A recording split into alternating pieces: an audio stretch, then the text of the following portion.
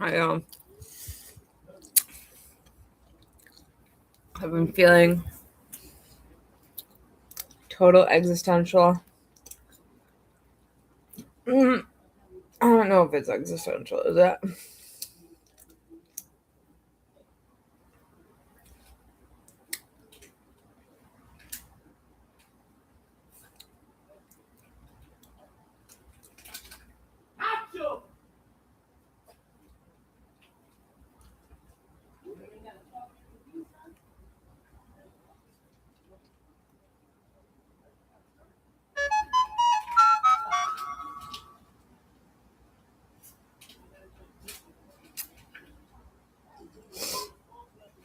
Got a text from the Mangione Mafia. I got a text that says we'd love to help you reach your skin goals. I got a dog who's eating something upstairs. Let me call my mom real quick while I'm not crying. She's probably not going to answer. My mom is not an answerer. But look what I got. So I was so miserable, sad, catatonic. Could not move off the couch for most of yesterday.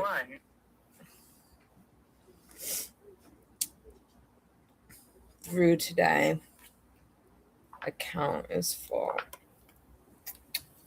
And then, but I was so hungry today. I forced myself to get up and go to the store to buy some eggs and some ramen and some kale for my rabbit, because that's the cheapest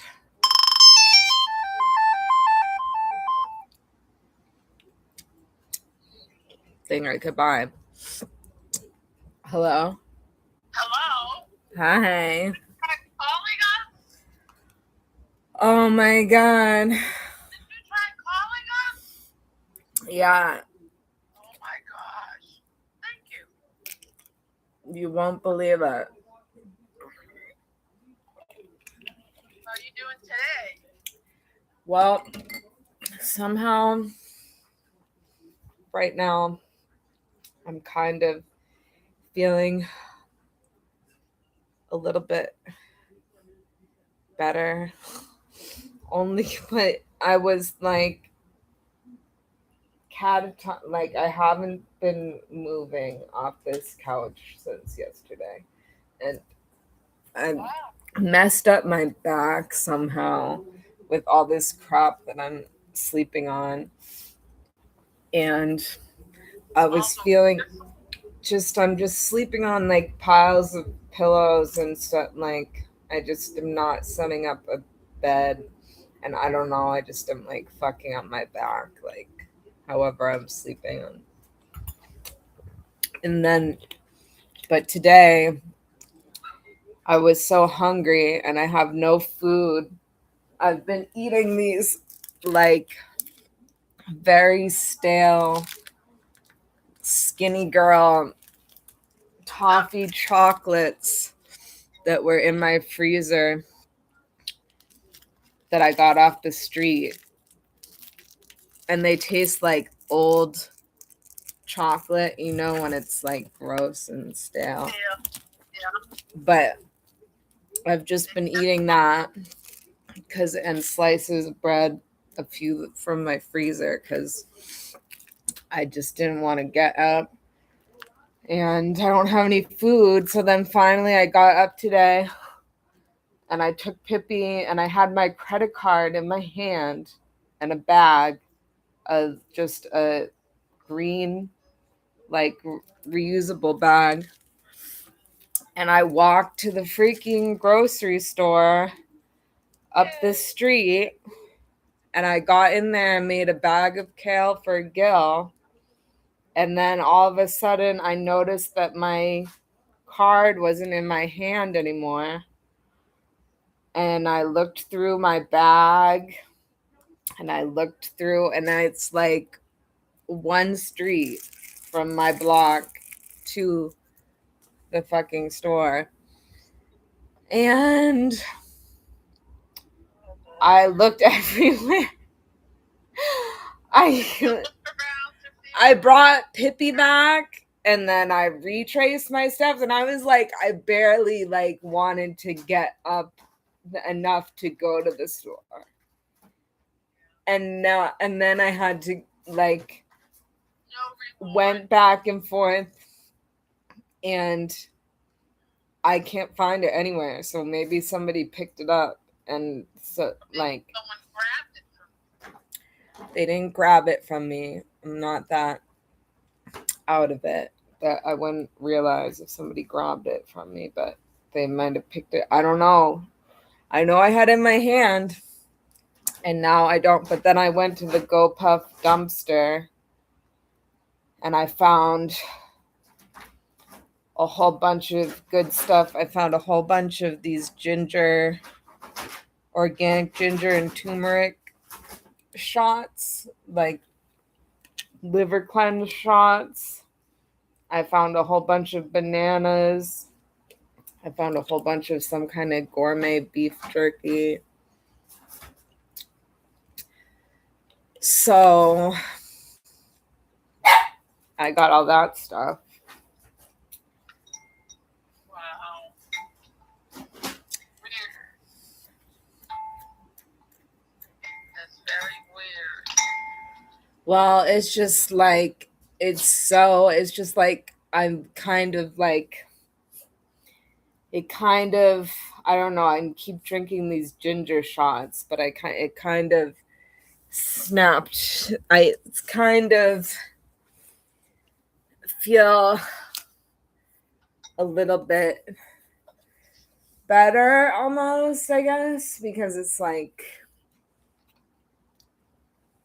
it just I must be it's like how could it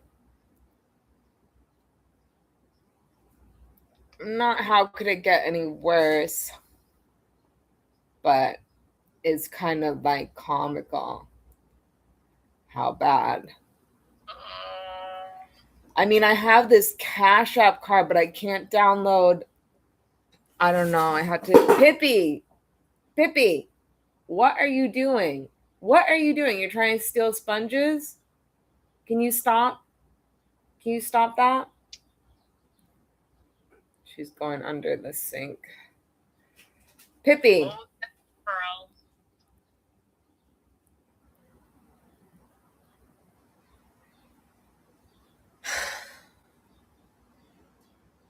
I don't know. I can't. I mean, I'm not going to go back again. I just can't because it's. Go back to the store. No, I went back and forth. I barely got in the store when I realized that I didn't have it. And it was in my hand. Huh? You said I'm not going to go back. Oh, Pippi, you just hung up the phone. Pippi, oh my God. Why was I feeling good for a moment? This is not.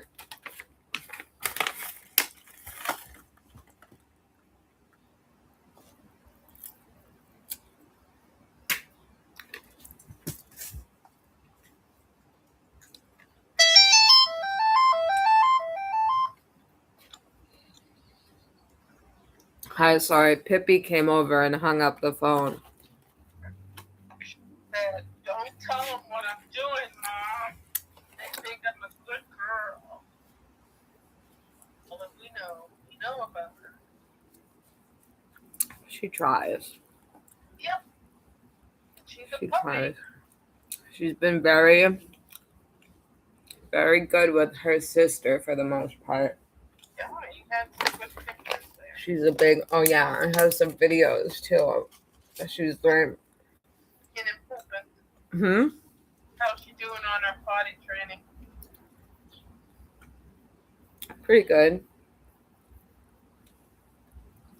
Good. I mean, whoa. Wait, who? I'm sorry. Who who are you asking about? Hippie, is she peeing and pooping the right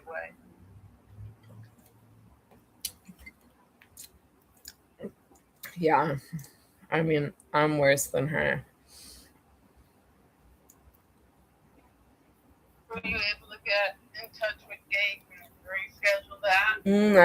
I messaged her. I'm like, I mean, I literally thought because we had these two Luigi hearings and they rescheduled Monday's hearing, and so that was so then I it was Tuesday and I was all stressed out because I was gonna have to go and see that girl. Like, it's just like an awkward situation, kind of.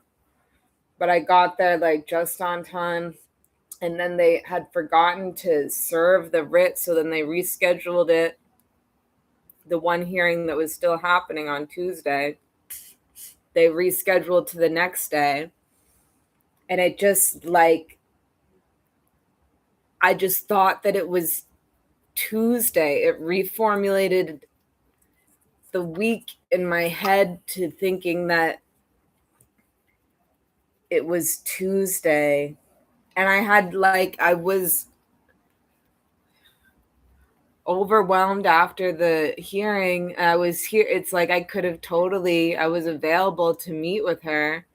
And I wish I had realized. I only realized because a reality show that I watch in the city, an offshoot of Summer House, was already out on Peacock.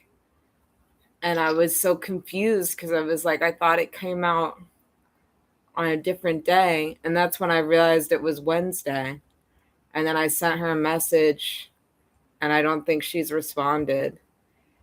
And she got so like emotional and upset at me when I was like 15 minutes late that like I don't know, but it's like this is like one of my problems and it's like with time that like I have had, and it's like I hope that like Just tell she her will that like believe me and like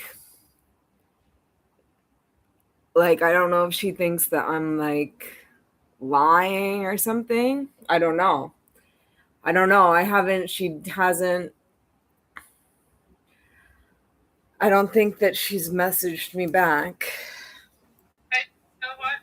You still have to go forward. You just message her again and say whatever you want to say.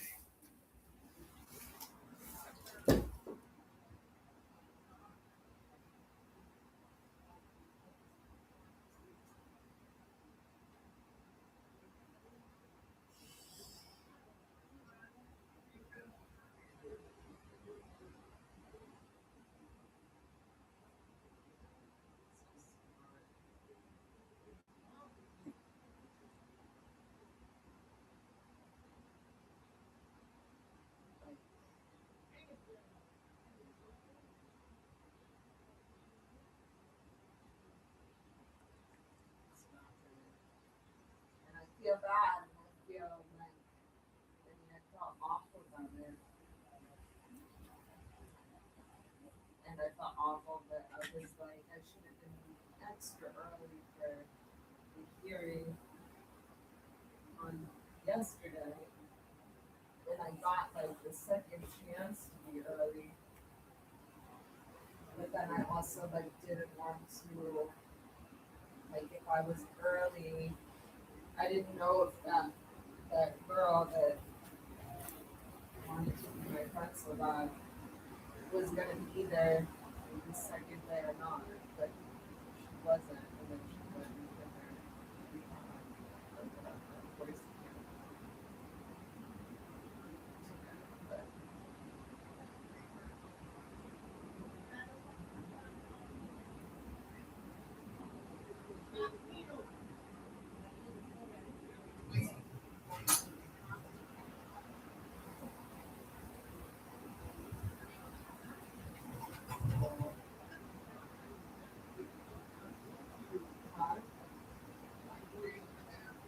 Yeah.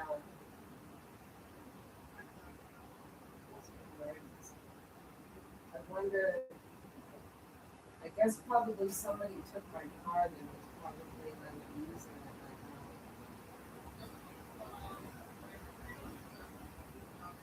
now. No.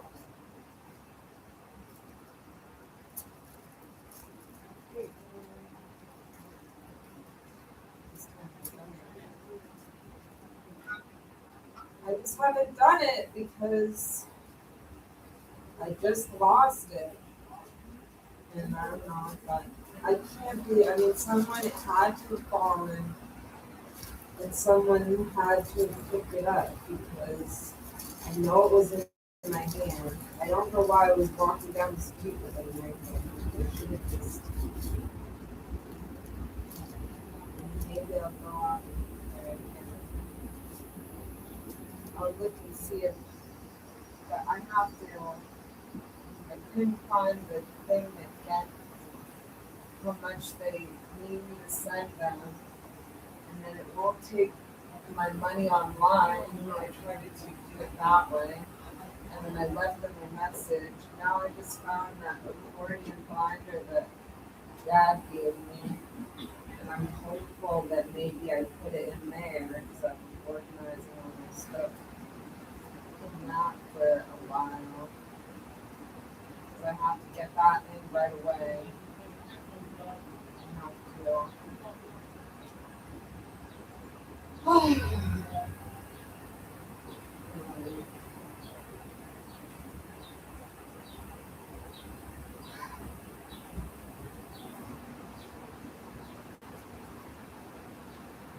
So I have to go to the bank for that. So hopefully I can find that. Hopefully it's in that accordion thing. And then in that case,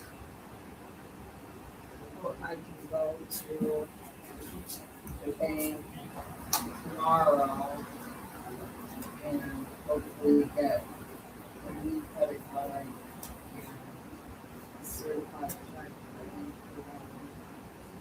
And whatever. That's my hope. But until they can't give me a credit card or whatever, like I don't have any cash. I don't have any. I got this cash app card, but I can't seem to.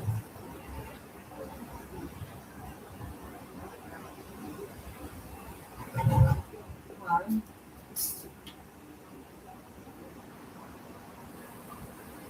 No, I can't because I only have a credit card.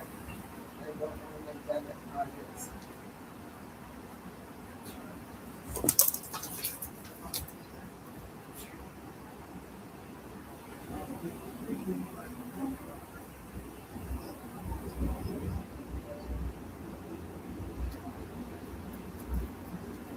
Uh, yeah, I don't know. I'm not even worried about that. What I'm worried about is that I need to. I mean, I could pick McDonald's for what I can find food out there. But like, I'm not like I need to know how much money I need to get the cashiers check for and send to get. If I lost my credit card, I get a new credit card. And yeah, I could probably write myself. I have a personal checking account, so yeah, I could write myself a personal check. But I can't cash a personal check without the credit card. It goes into the ATM. So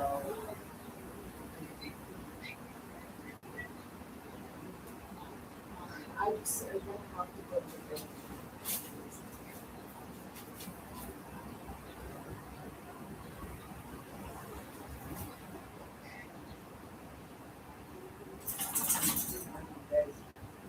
Liquid,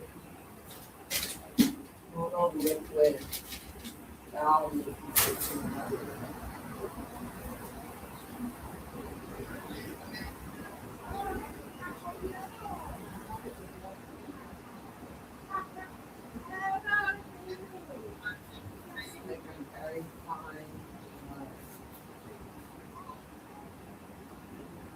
Sam.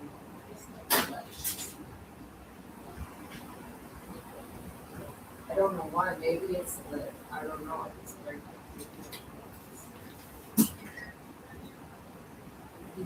Well, it's good because before that I think all this Boston stuff.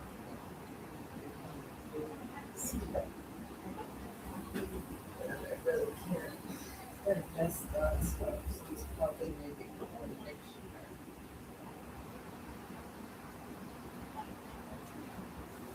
Yeah.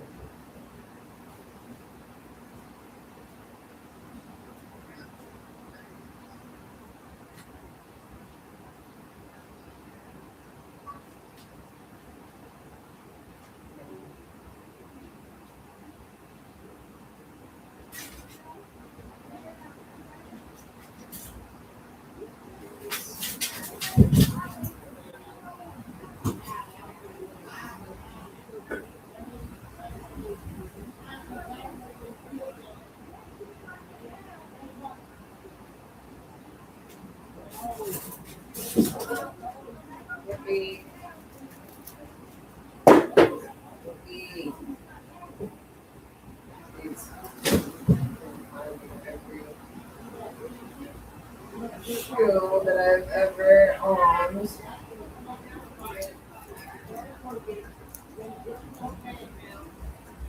Very proud of.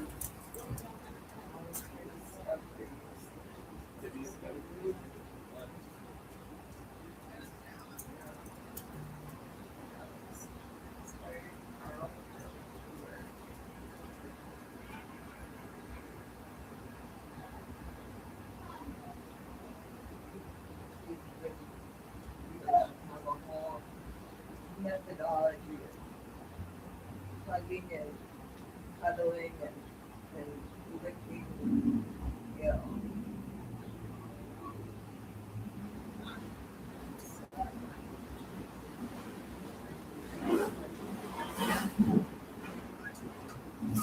Well, she bites her, but if I feel light and Gil loves it. He wants to get pretty rough with Gil, but Gil not to want it. So she does her ears, and she puts her, but she also hugs her with her paws, and then she lays her head on her. No, Pippi does that to Gil, but Gil puts her head, Gil submits to it and wants it and cuddles up with it.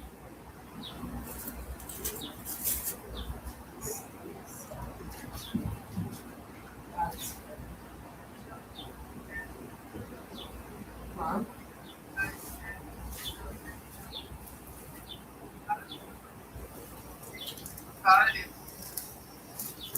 She's what?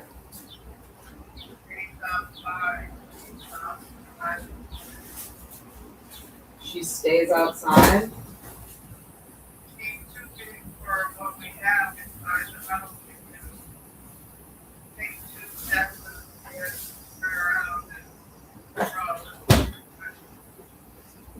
And can you put her lights outside? Okay, so she's just outside now for the summer. in what in the rabbit thing? Yeah, but I extended it with those wire fences. Oh, you did. Did you have to take it apart? No, I just attached it to the end of the door when it's walk up out of the door with the grass. Oh, interesting. I'll send you what I have. I have some video. Good something Um, where did I? Oh, So any more trials or is it over? what? Nothing. That he wasn't insane after all. He was insane, but now he's not insane. No, it's not that. No, it's actually very interesting. He is insane. It's not pleading insanity. Oh, The defense is pleading an emotional disturbance, and it's really not about that. It's not about in New York. It's not a widely, it's not a commonly used defense, and they said, and they're using it in the state case because it's not available in the federal case for some reason, and it's actually not an admission of guilt or anything. It's if a jury is to accept the defense, a jury, I guess, would have to see evidence for um, allowing the defense of proving that he had a emotional disturbance that caused whatever. And so if a jury decided that that was true, it's not, it doesn't even have anything to do with the crime, the trial, the murder trial, or his guilt. It basically, if they accepted that as a defense, it drops the charges down significantly. So it could drop the charges to manslaughter, which has a maximum penalty of 25 years and a minimum penalty of, I think, 5 years.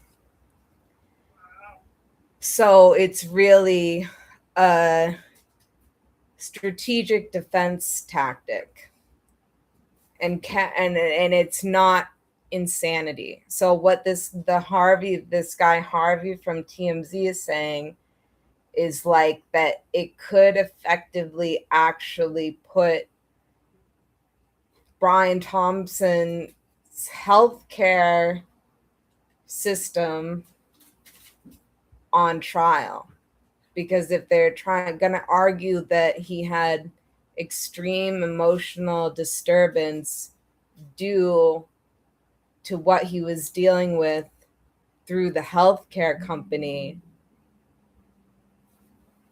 Jesse, what was he dealing with the healthcare?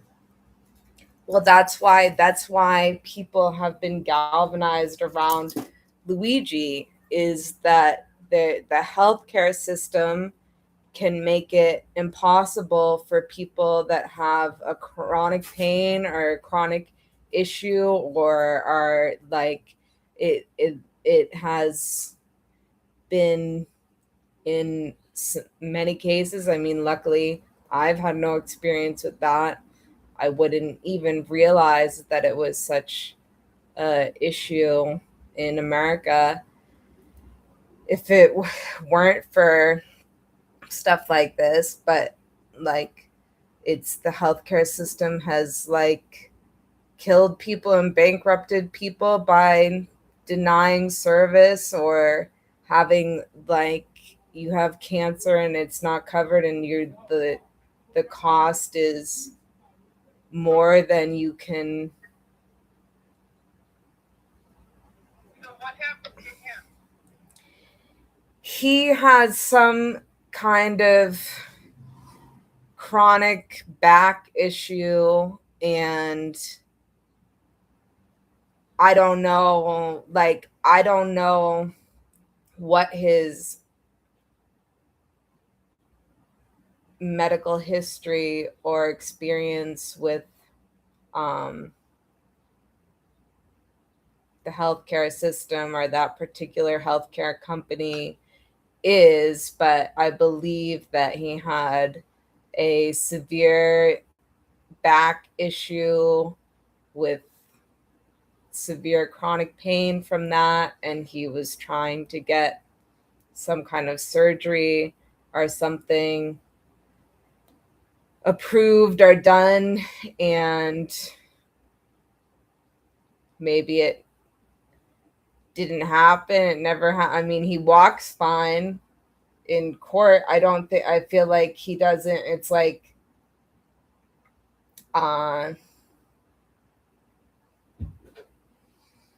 that's the Lord. Like, I try not to find out every little thing. So I try to like discover it through like, the jury was. yeah, even though I'm seeing all things that the potential jury should not have seen or be privy to. But it's interesting because, the both sides are arguing things, and they're arguing. I mean, we had a whole like basically trial for the evidentiary hearing on the evidence and whether or not they could use certain evidence. And both sides are fighting, and without the eyes of the jury. So it's interesting to see what either side is fighting for when their audience is the judge and the press and the general public. Because there's certain things that come up, like Joel, the prosecutor, brings up the support for Luigi, and like brings up outside things a lot, quite a bit. I mean, and the Ignifolos, the defense brings up things just in the sense that this trial is prejudiced or compromised. Like they brought up that there was this Dateline special that aired. Did you see it? No. I haven't seen it either. But apparently there's some witness that is like saying they were like a detective on the case or in Pennsylvania or something. Somebody in this Dateline special that's like purporting to be involved in some aspect or part of the case, and neither side knows who this person is or has ever heard from them or met them. So then she's saying our discovery isn't complete here. So now you have this information that's going out and affecting the public's perception of this whole trial that is so far untried. And in reality, in the court, neither the prosecution or the defense knows who this person is. And we did a 3-week hearing of interviewing basically every cop, every person that was involved in the arrest of Luigi, and the officers that were the holding officers or whatever that were patrolling his cell when he was in custody. I mean, like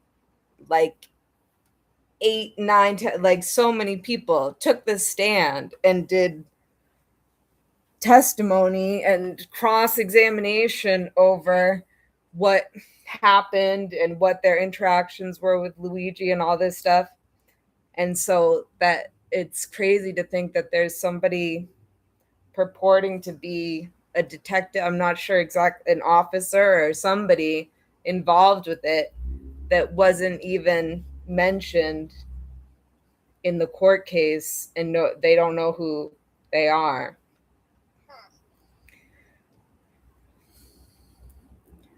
But that's the wacky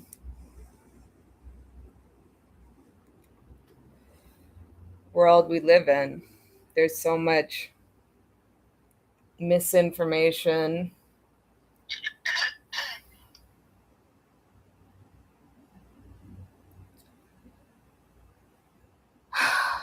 Thanks for explaining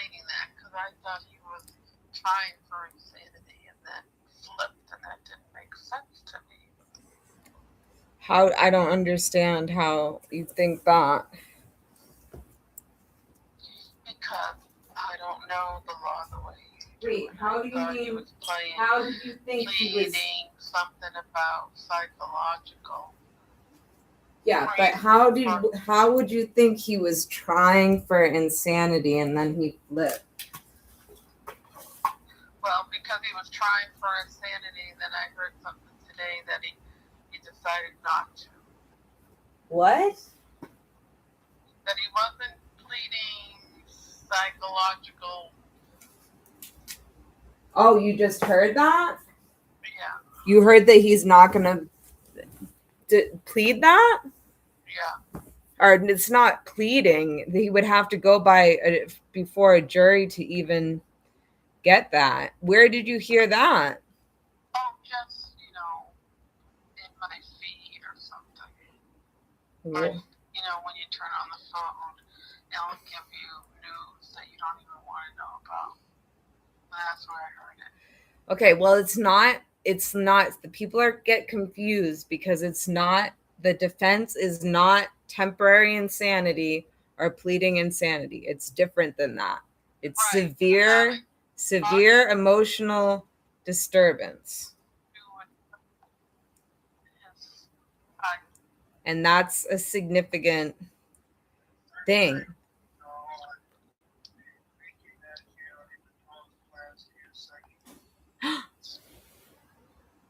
Did you hear that? Kind of. Wait, so he just withdrew it? Yeah, do it again. Withdraws plans. Oh my God. They just announced it. That 30 minutes ago or so. Oh my God. Withdraws plans. Oh my gosh. This is crazy. Yeah. That's why I was like, why is he flip-flopping? And you didn't know what I was talking about. Like, well, it's not. I mean, they're trying to make a case for a guy, especially in the criminal court.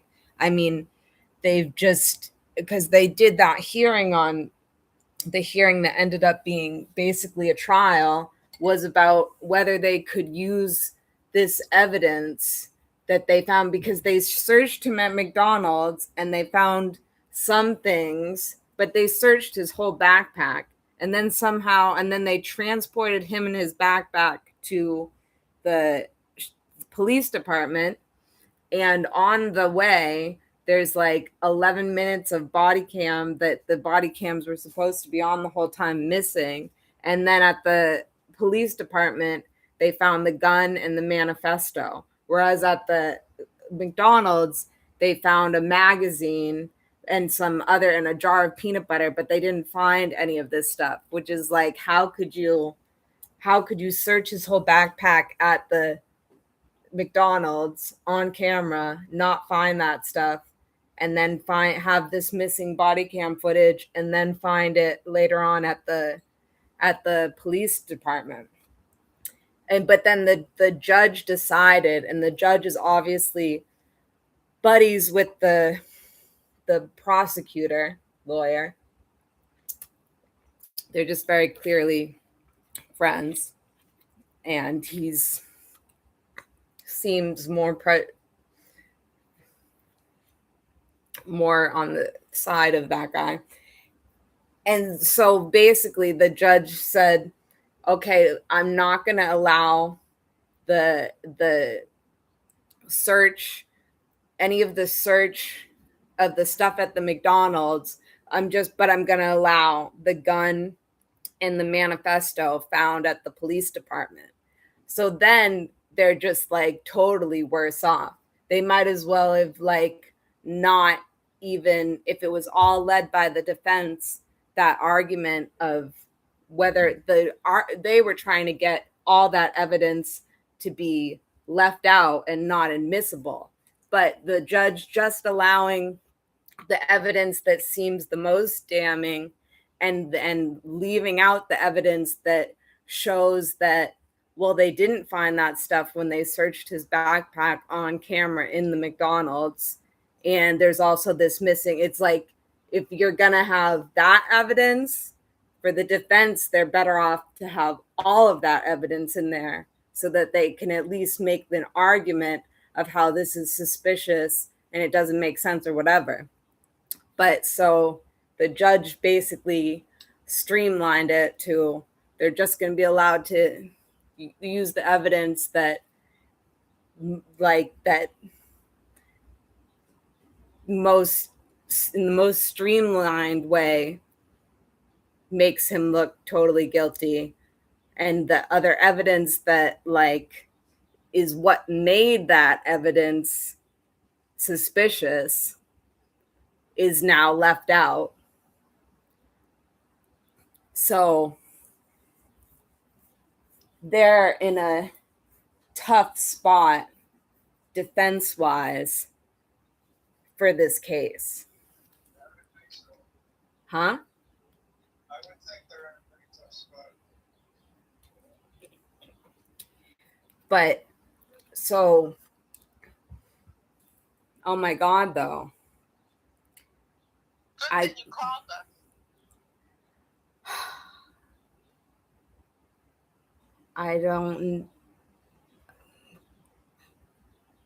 I wonder. Now I have to go and look at all this because this was just, but I was thinking, because that's been the most interest, like the question for me is like, how would, because it's in the legal system, it's like, it's not like you can argue for the righteous killing of a billionaire. You can't do that. But really, secretly, not so secretly, truly, a jury of the people of the United States does have the ultimate power to decide the law in this instance. Even though, and the judge will tell them, it's your job to decide guilt or innocence and my job to decide the law. But a jury in that, like, they can, if they chose to say Luigi is innocent, regardless of whatever evidence and whatever statements are made in the courtroom, the people have the power to do that. Wow. Still, that's good. I mean, no, like, it never comes up that way, like, but except for, like, in my friend David's trial. Like, in my friend David's trial, I feel like it was, the judge was really kind of like lining that out to the jury, because it was more of like, it was like a practice trial. It was like social issues and difference in social opinions, like believing in law enforcement or believing that law enforcement needs to be checked and it has too many privileges and is abusive. And, that was basically what it was all about. Because it's like this cop beating up David and David being an auditor and like being an instigator. And so it was really like, you can decide what you think is right outside of the letter of the law in a jury room. You can do whatever you want in a jury room, but you have to have like the gumption to do that, and you have to get to a unanimous place with it. But this whole thing with the defense yesterday and this idea that they're gonna, because I was like, whoa, this sounds like admission of guilt and like whatever, like, and how and why would this defense not be available in the federal court and whatever. And then when I saw Harvey saying that, Harvey the lawyer. Harvey from TMZ, who's also a lawyer. I don't love him, but he does have good legal breakdowns. Yeah. And he was the one that was saying, like, this could put, in order to prove and show this extreme emotional disturbance, they could bring all this evidence of the healthcare system and what he was going through because of that into the court. And, like, because it's like that, it's like that turnaround. I haven't seen where that would even possibly be possible. It's like, if you're on a case, if you're on trial for murder, you are trying to prove your innocence of murder. I didn't see where he would be able to bring in any of the larger picture stuff that is the reason why he has been so supported or galvanizing to certain issues.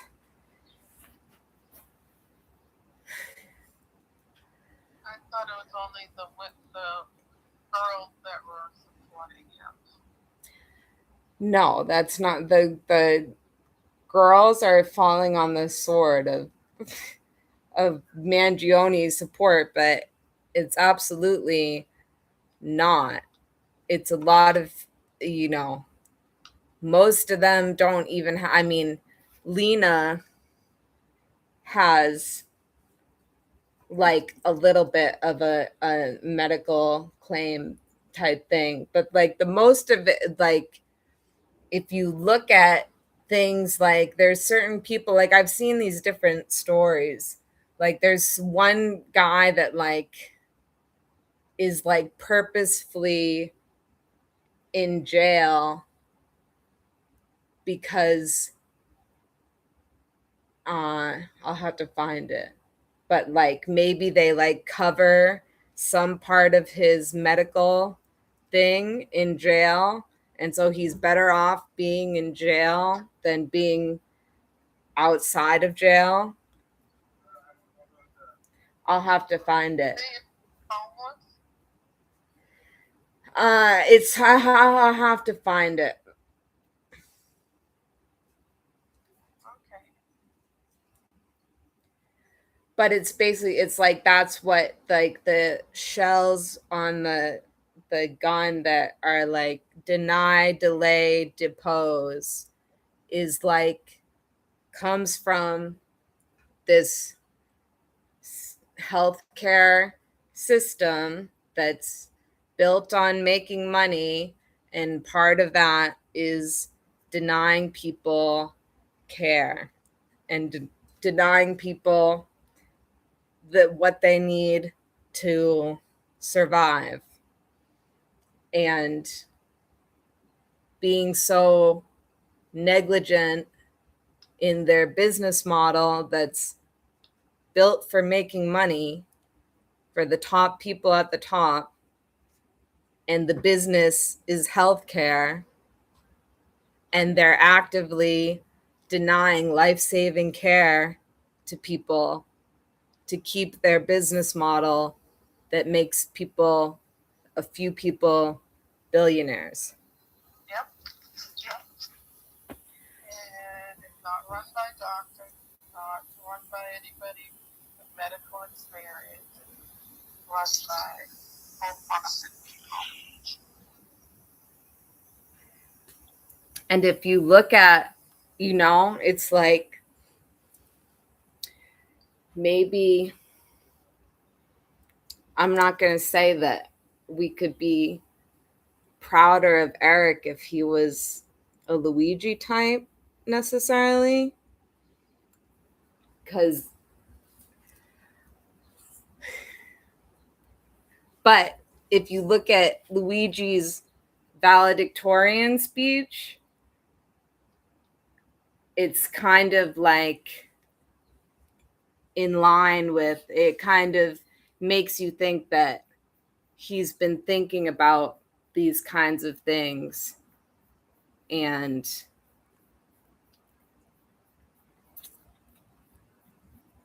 revolution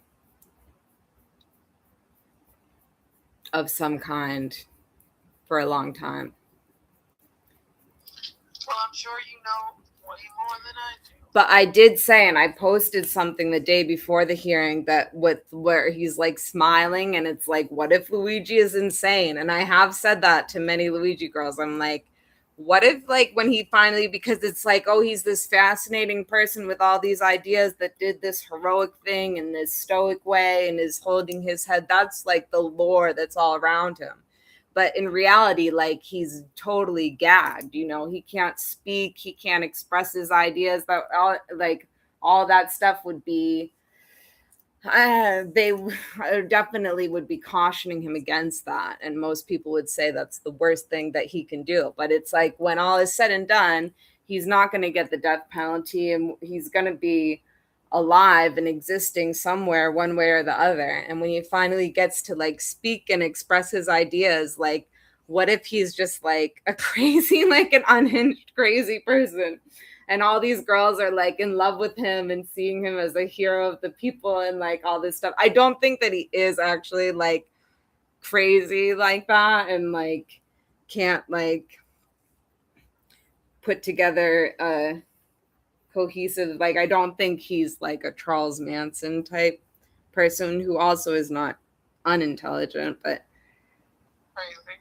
but then I posted that right before the hearing yesterday, and I was shocked at the extreme emotional disturbance. But it's not the same as insanity, and I don't think that they would plead that. I mean, they've already taken, I have to go look into this now. Oh my god, I'm gonna have to poop more. All right, girl. Female A. Well, I texted her, like, I feel like she, like, I don't know, because when I was 15, like, she, like, got so upset, and she went, like, I feel like she, like, traveled through her childhood trauma. I feel like, I know more, because the first thing she said to me was, like, you forgot me, and now I know about her, like, her, and you guys, I really probably shouldn't be talking to you all about it. But you better not. But you are like you, and then you twist stuff too, and you like. But so I know that her parents had her cousin over for one summer when her cousin's mom was dying, and whatever, and they gave all this attention to her cousin, and she felt like they like forgot about her and like noticed her as much or whatever. And she never told anybody about it, but it's like one of her, when she was in traffic one day, this came up because she learned about the process of like whatever, like uncovering the like traumas or whatever. So like I'm like, huh?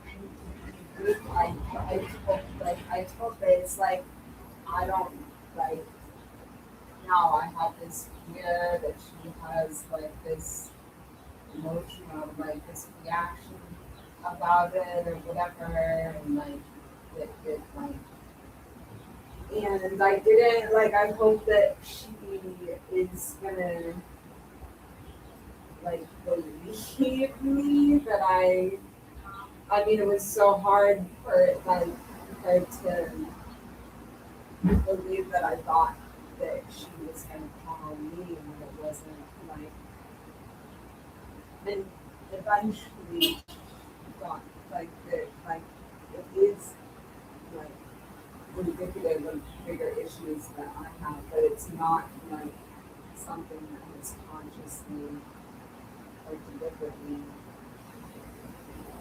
happening.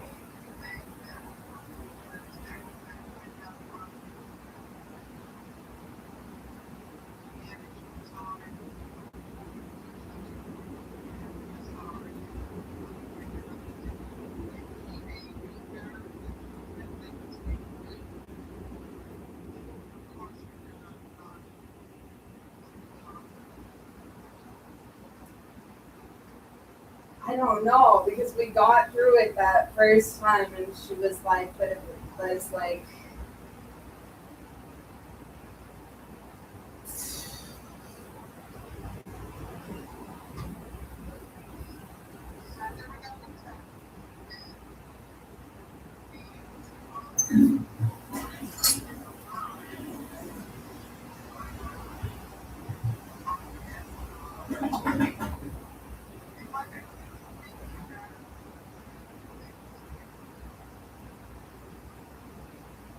No, I mean, well, we met last week. We met last week since that time.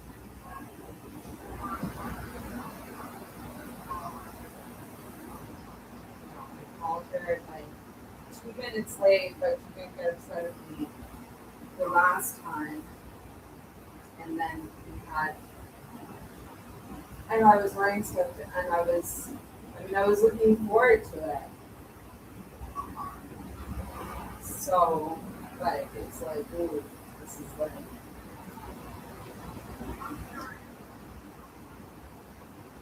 um,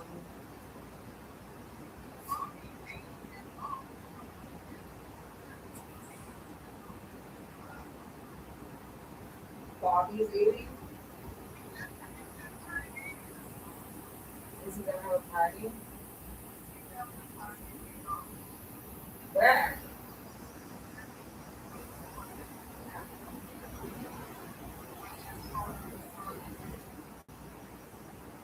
I could go.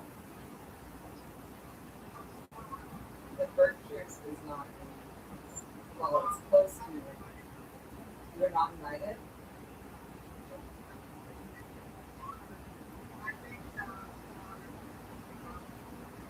Um,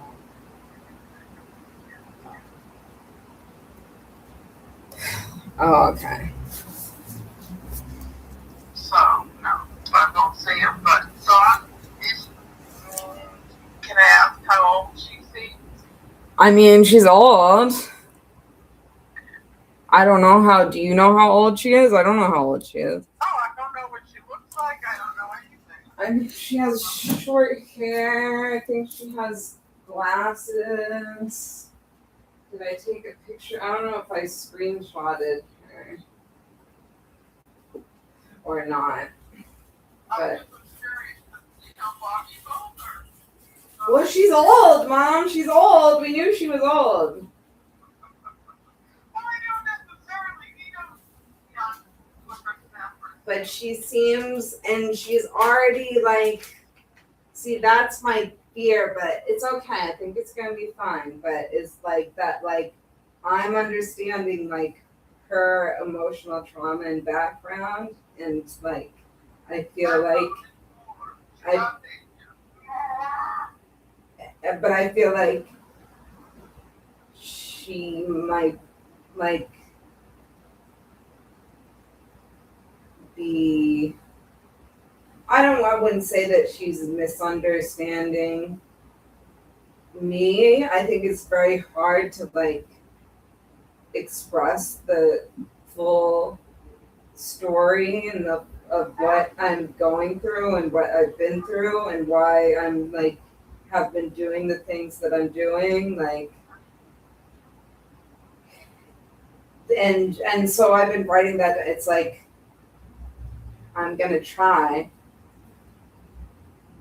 like I'm very correct like I don't let if I disagree with something or have a question about like something she said like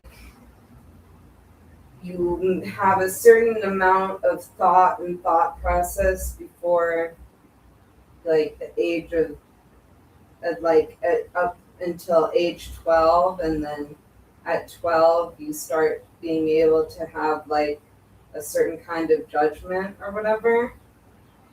But I'm like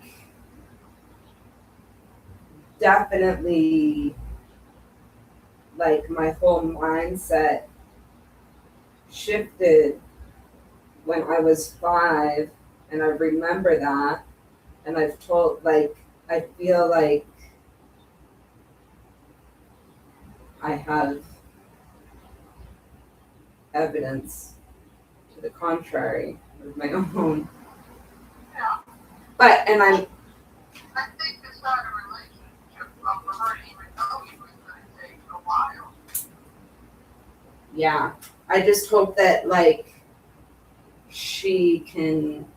I know that's gonna be like a big like. I just know that was probably like upsetting for her or whatever. Because I went out of my way to like reassure her, and then I did this like fucked up thing that was like the worst thing because she went over and over with me of like how like if you have 24 hours notice that she's not going to charge you, and if her clients tell her that they're too depressed to talk, then usually she doesn't charge them or whatever. Like she's like reiterated this the whole like how things work, and then I just totally like I just totally didn't even call her or warn her and I can't believe it, but I truly was thinking it was Tuesday. I'm, and if she doesn't believe me, like if she's it means too much to her, like in a different way, and like emotionally or whatever, like or from her own like feelings or experience or whatever, like if she like because it's like that's like a real, even if it was like subconsciously I like sabotaged this thing or whatever, it's like, and which is that's a valid possibility, but like it's like even if that's true, like I did it totally like unconsciously, like I absolutely thought it was Tuesday, and when I realized too late that it was Wednesday, I messaged her immediately trying to explain that, and it's like that's that's my reality and my truth, and like I know that like I can do things like that, and I have. You were saying you were looking forward to talking to her, so I don't think, I don't know. You sabotage, you still want to, I don't know. It sounded like you were unsure with her. Well, no, it's just like it's like if she talks to me, because it's like she could just drop me as a client, it's like she could, and like I mean she was, and I mean I think it's because she likes me and she's interested in me to some degree that she was that upset about it, and like the idea that I forgot her or that I wanted to be like chased around or something. So that was, and I'm like, believe me, that's not. I'm not looking for that. I have been extremely committed to a therapist and the timeline and protocols associated with therapy before, and to a degree where it was too much, where it was actually not healthy for me, and I cared more about them and their schedule and their feelings and their validation than I did about, Yourself. yeah. So, like, I think that you write beautifully. You can send her some message that what you're saying. But it's just like if I talk, like if she doesn't like understand, like if she has her own personal feelings or whatever that like make it so that she like can't understand, like that she doesn't believe me and understand, then that's gonna, yeah. So I guess that's like my fear right now.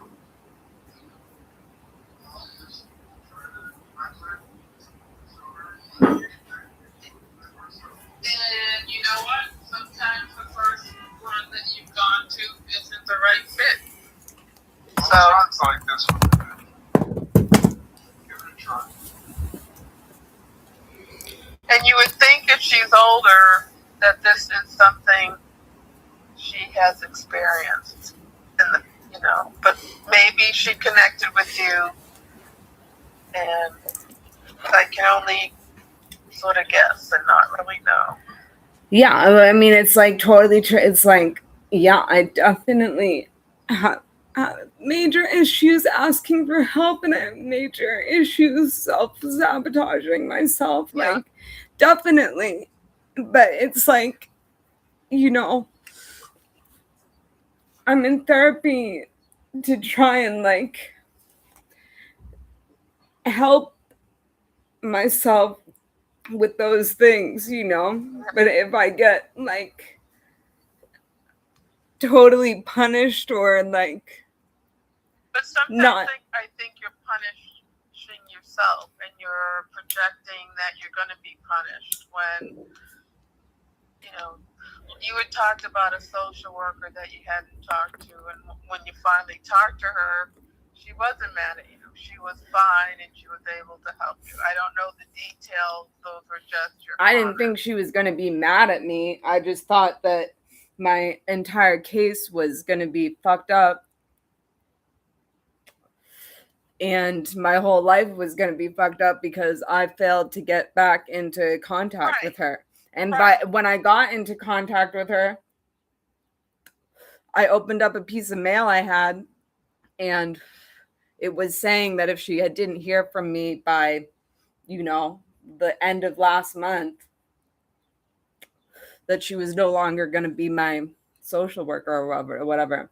And that like was valid. But like not being in touch and not contacting my lawyer and my social worker after that, after they literally, I mean, my lawyer literally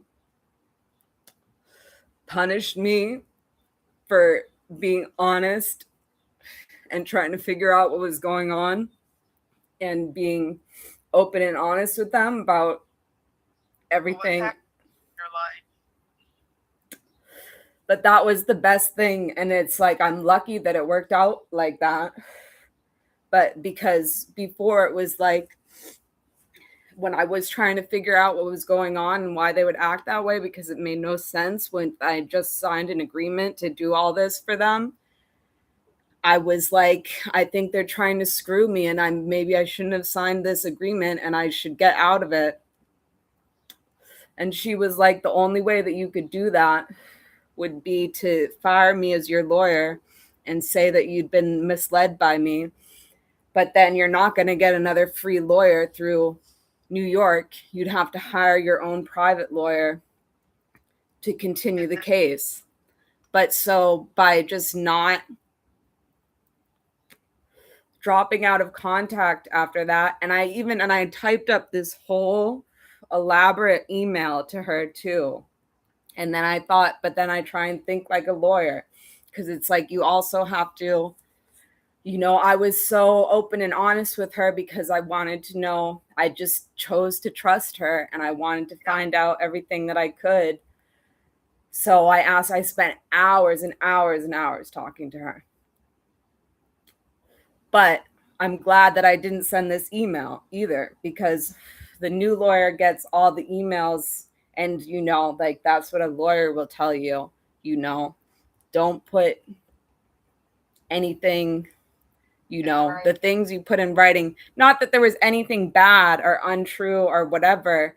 in the email, but it's just like if I'm giving you information about something of somebody else trying to hurt me and you use it then to hurt me or not defend me, or like I'm not going to be bringing that up to the next lawyer. Like,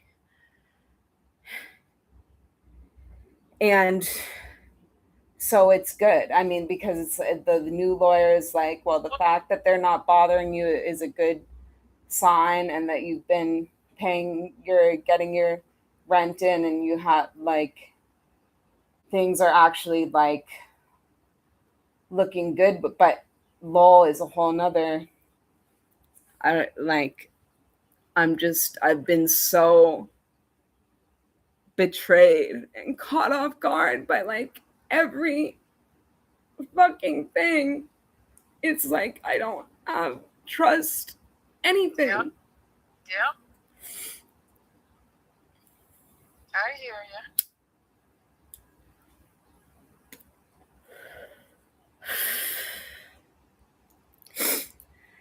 And the documentary that is just, did you watch the trailer? Yes. You look very good in it. Oh, that's the beginning. I look a lot worse. Uh-oh. I want to watch it with you guys. So, okay. Michelle asked me to be. Who's Michelle? Michelle Joni that I do Beatles Fest with. Okay. The Mermaid Parade is this on Saturday, I think. Okay. And I've tried to go to the Mermaid Parade every year, and I have never made it. And she just asked me, I have to respond to her, to go and be like a part of it with her on the bus and everything. Okay. So I'm thinking that maybe I'm hoping I'm going to go through that file and see, because I have to get this thing. I have to get the Ghent thing cleared up right away. But I'm thinking that maybe if I get things figured out here in the next couple days, that maybe I could come to Boston try to come earlier on Sunday, maybe. That would be good. And also know we're going to see you the following weekend. Don't, if it stresses you out too much and you have things that you have to take care of. Well, what's your plan for the We're going for Long Island. Is that what you're talking about? Yeah. This weekend? Long Island. Okay. We're going Saturday because your dad has a physical or something on Friday. And the event is on Sunday. So we're going Saturday. We haven't figured out when we're leaving yet. So, what do you mean? What does that mean? We don't know when we're leaving Long Island. Will either be Monday or Tuesday. Maybe late. Yeah, maybe Monday. Okay, really so you're nice. staying. Just rain for a bunch of times, and there's a nice red sky. Look that way. Okay, well then I'm gonna have to come to Boston anyways. Well, you can always go there right from New York, right? You could go to Long Island. Yeah, but if I want to stay over there and hang out then I don't want to leave. Like I'm gonna have to look at it, because I'll have to figure out what. Find a sitter. Yeah, but that's what I'm saying. Because if I come to Boston, I can get Joe is already happy to take them. Wow. And so, and I'd like to do something that's like not like a long time, like let them have him take care of them for like a couple of days, where it's not like a full week or whatever, and like see how it goes and everything.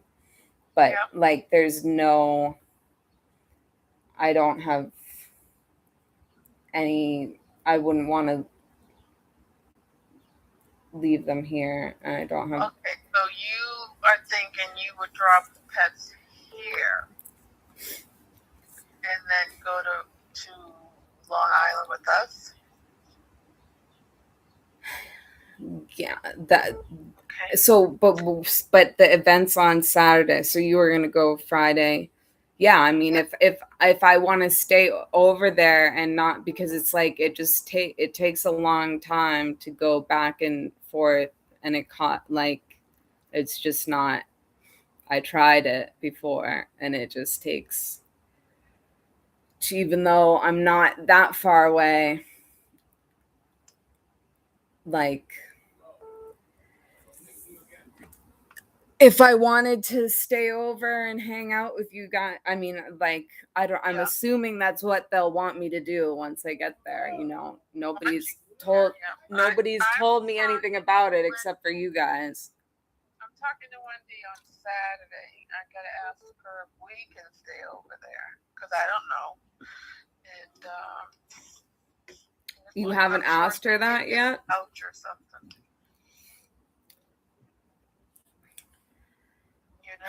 Yeah, well, but so I have there's a Luigi hearing on the 25th. Oh God, I gotta look at all my. Okay, I just wanted to give you. That's one of the reasons why I want. Yeah, I mean, I wish you had told me that, because it's like I have no idea what the plan is for that. So it's always better when you know the dates and even the rough timeline. If you tell me, that helps me to. I'm trying to be better. Yeah. And I think we definitely have to talk every week. So there you go. Don't try to get out of it. I've been calling you all the time. Me too. Yeah.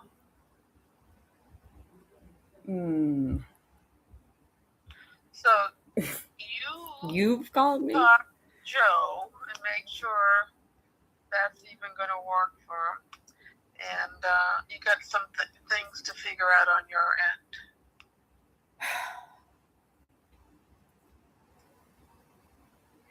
Yeah. All right.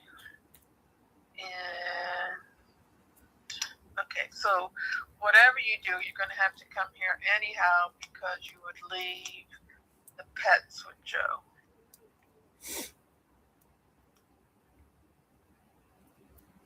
Yeah. Right. Yeah.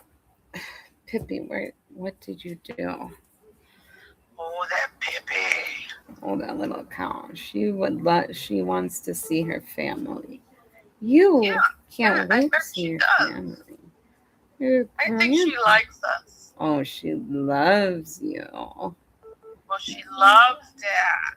Oh, Dad is like everybody's like favorite person. You are. It's so true. She loves that grandpa. He's amazing. She loves that grandpa. Yeah. All right, you work on your end. Will you update me?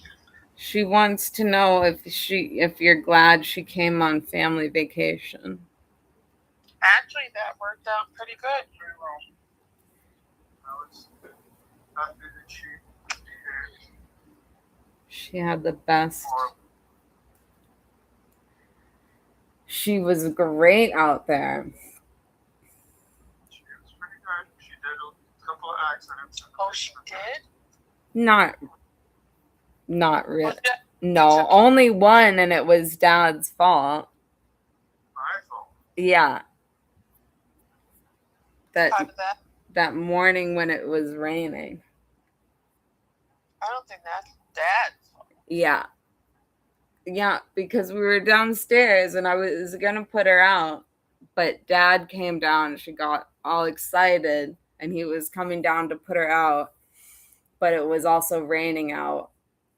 And so she peed before she got outside. That's not Dad's fault. Well, no, because if I had made her go out, she wouldn't have peed. She wouldn't have gotten excited. Well, next time, get up there quick. I think I was already up. I was already hyper vigilant of making sure that she didn't do anything bad. Of course. Did we clean it up good so it doesn't look bad? Oh my God, it was definitely a totally pet friendly place. And that carpet down there in the basement had about like 1,000 stains on it. I have a question. I didn't come home with my bathing suit. You haven't seen it, have you? I have it. No, not the one I gave you. The blue one? Not the one piece, but the 2-piece. What does it look like? I think I gave you a 1-piece to put on. Yeah, a blue one. I've been wearing it. It was like a tankini. It had bottoms and then it had... Was it red? Pardon me? Was it maroon? I don't think it was maroon. I don't think I have it. It was my favorite color. Did you put it in the wash? I don't think so. I thought I had packed it, but I don't have it. And I'm like really upset because I don't want to do the rest of it. I went in the hot tub with I might have washed it and put it in. I might have hand washed it. Do you think you have it?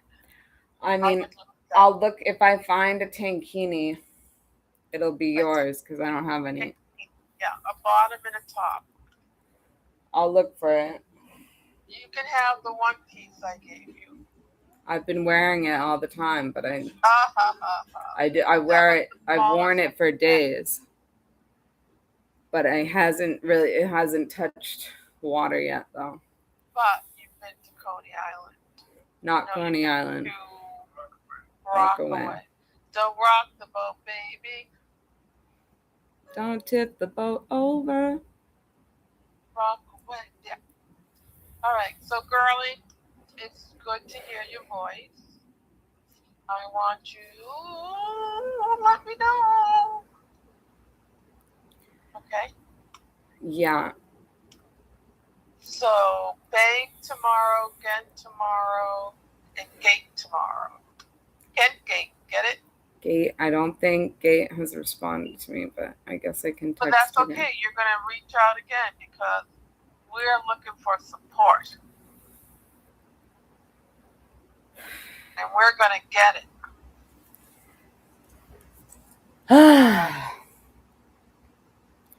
Yeah. All right. Okay, I love you. Love you too. Hopefully, well, I'll see you soon. I'll just figure out. I gotta take. Yeah. Well, because it's already now. It's the 18th. I can't believe that. So what day is this? So 19, 20, 21. Okay, 19, 20, 21.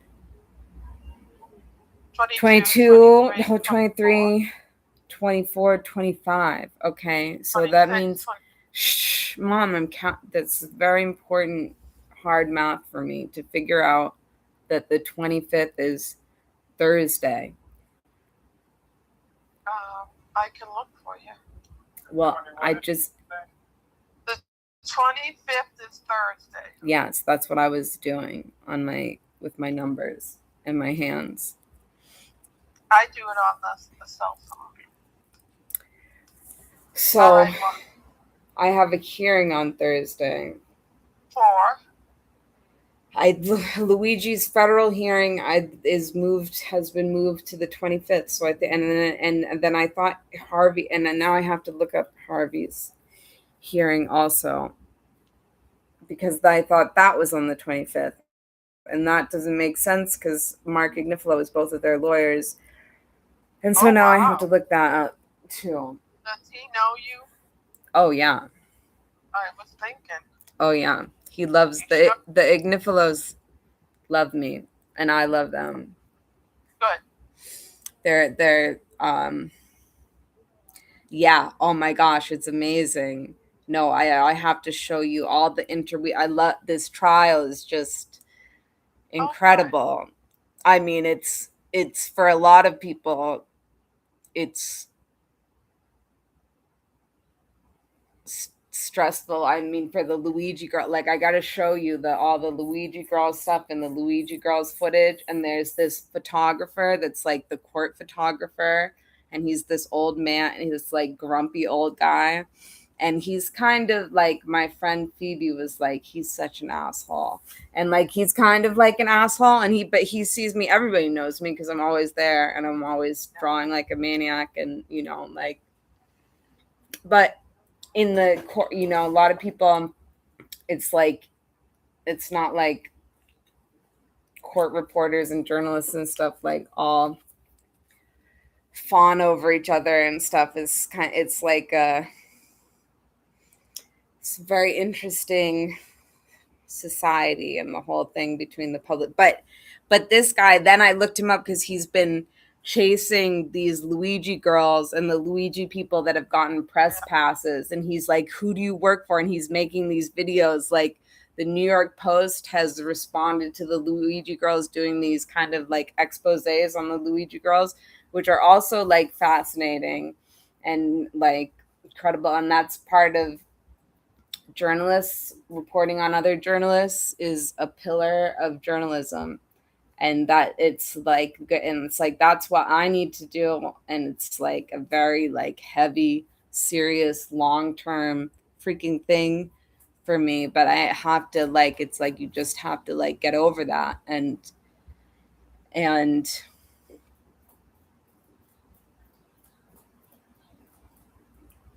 express. So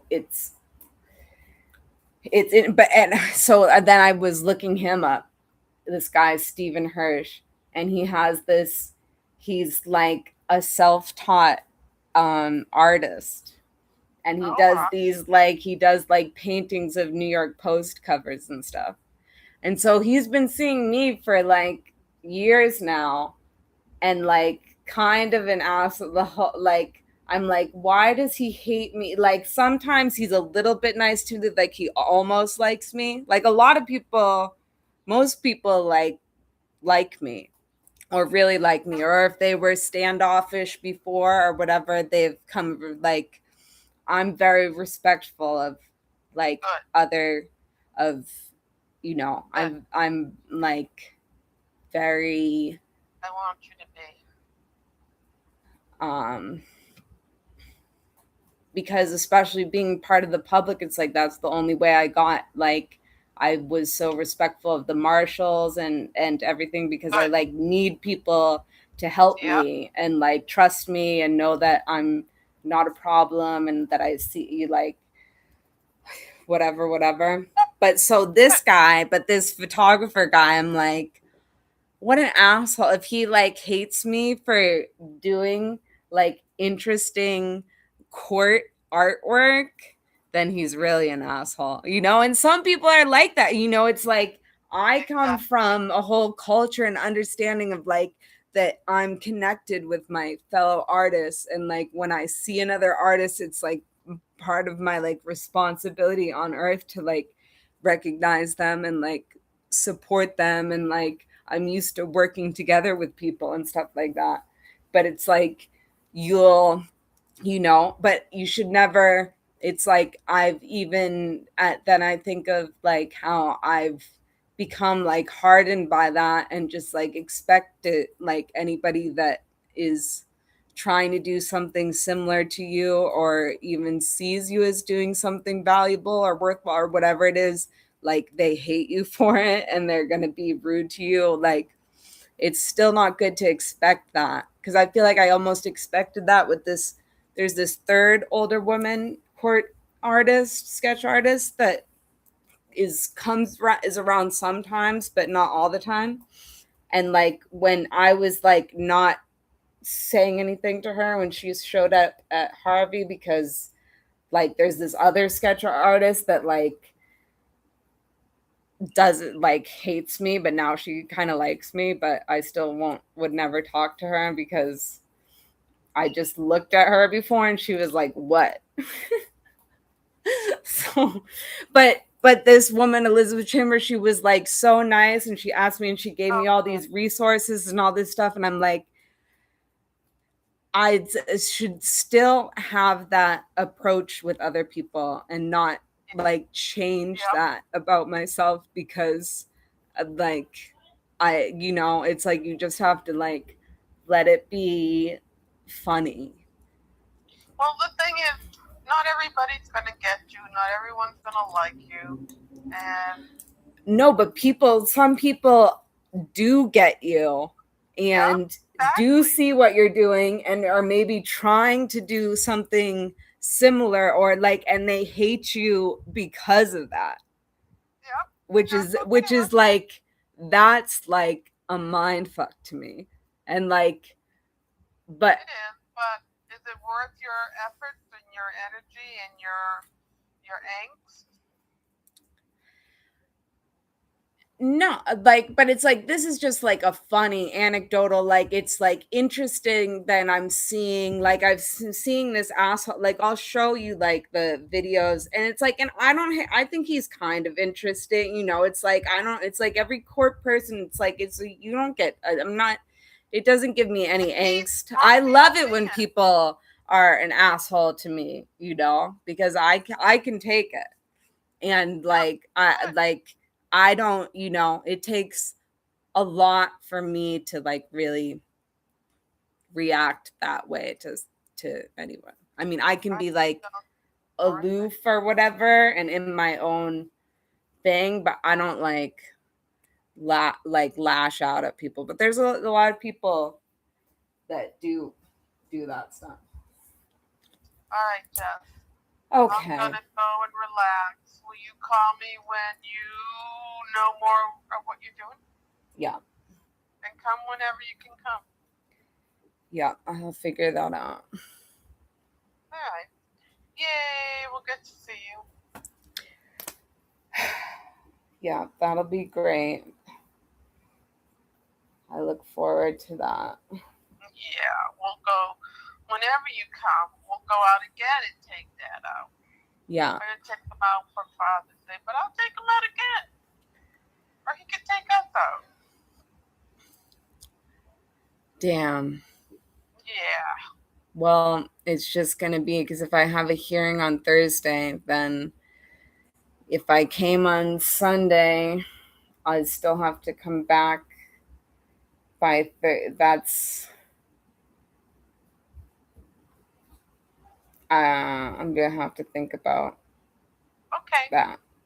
Okay, I'll think about it. All right. And then bank gets and gate. Yeah. Tomorrow. Thank you so much for that. Love you, girl. Love you. Good talking to you. Your father left. Hey, Curtis. Say goodbye to your cutie. I was going around through our stuff where it happened to be in the power outage. We were in the power outage? Oh, and the battery in the base. Oh, that's good. All right. She's going to give us a call when she knows more. Good night, honey. Love you. Love you. Love you, Jess. Okay. Talk to you soon. I got a whole. Yep, and I've got you. Yep, we got a lot to do. A lot to talk about. Well, I got a lot of media to show you. Did you show Dad my Harvey Weinstein drawing in the German paper? Yes. I got a screenshot and sent it to him. Unfortunately, I can't read German. Yeah, you could I don't know if there's a translation of it. Maybe there should be. You're right. Usually it says Well, it's not. No, you have to pay. It's like you have to pay for it to go read the actual article if you don't have an account. So, Okay. but I don't know if Marie gets a translation, then Okay. I'll get it. But it's it's probably not. It's not like a. I don't know. I think I don't pretty know. cool. Looks pretty cool in that German paper. Yeah. Bye, Well, my love. okay.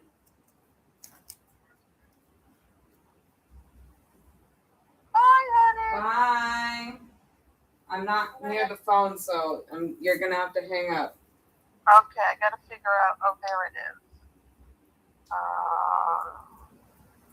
Okay, maybe I can do it this way. Let's see. Bye, honey. Bye. You've only been on the phone for an hour and a half. Goodbye, my love. Good. Miss you.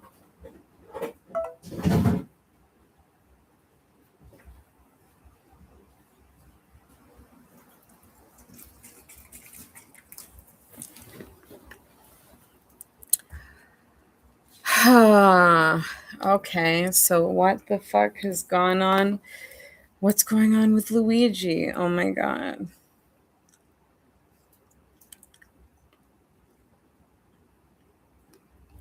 I've drank so many of these. I got a whole box of these ginger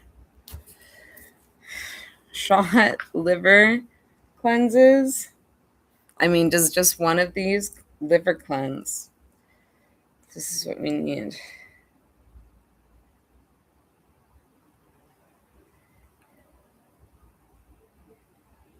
I've had about 5 of these. Oh my god, my battery's lower than 5%. I can't believe I just walked outside and lost my credit card. And for some reason that is what has turned around my total catatonic depressive episode. I don't know how. Well, because it helped. You know why? It's because I found all this good stuff at the GoPuff dumpster that is like cost like this whole box of these, even though it's just ginger and turmeric or whatever. These are probably like $5 for a bottle, maybe more. So like I just got like $100 worth of like super gourmet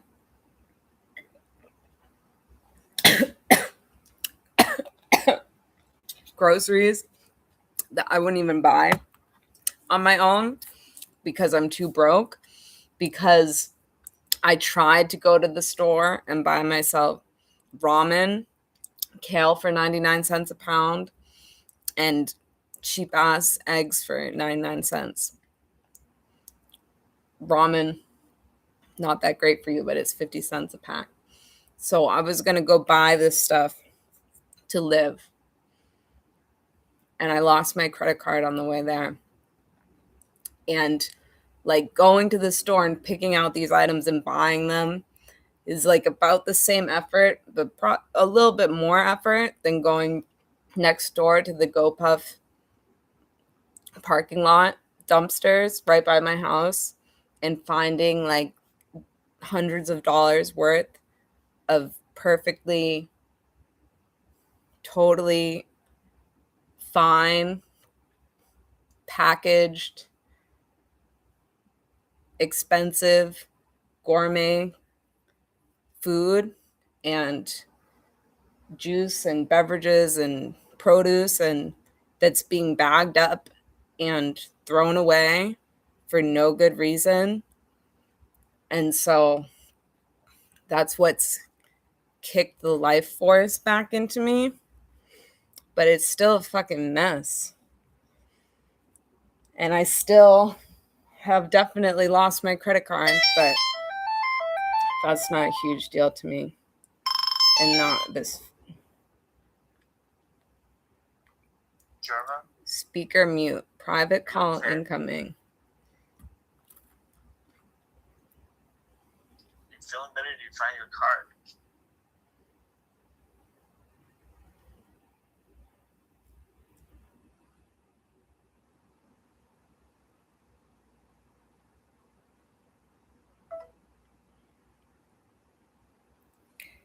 I had stuff outside my door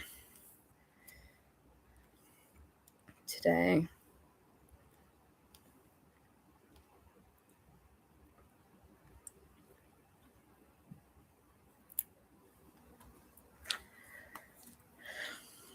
Because of that person, and that's why they know about the card.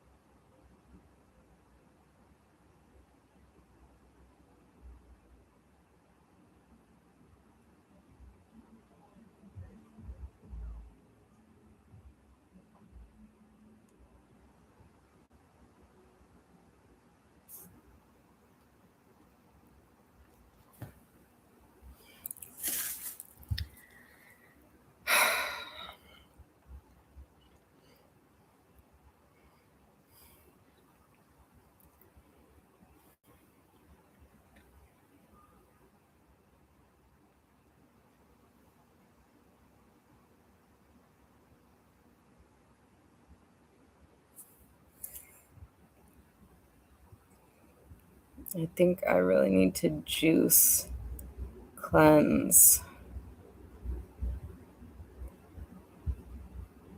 I think juice cleansing. I am feeling some energy. I would like to get a freaking coffee. I guess I still have the McDonald's app, so I could get a McDonald's app. Uh-oh, what time is it? Oh my god, it's 8:48. Oh my god. Should I look at my bank and see if somebody stole my credit card yet? I've had a real bank avoidance issue that it's like, just get over it. Just look at it. Just look at those little amount of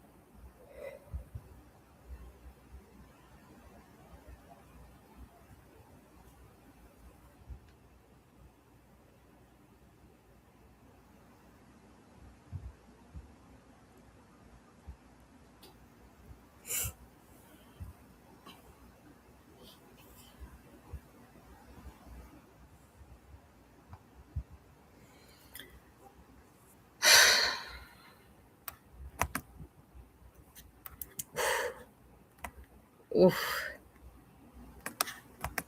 Oof. Oof. Oof. I couldn't have left my. I couldn't have not brought.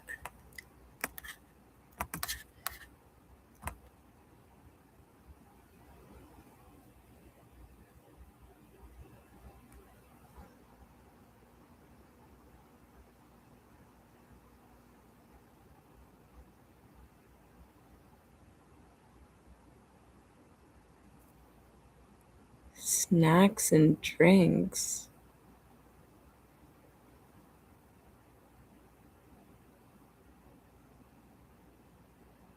Snacks and drinks, Broadway, Brooklyn. I spent $20. USPS.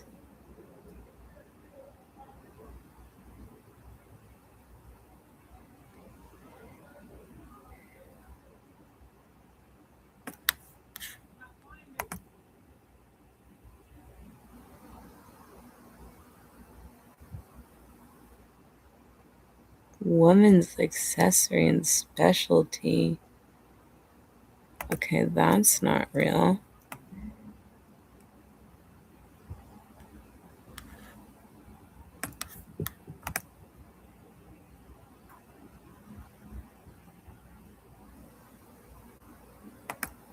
Snacks and drinks, Brooklyn.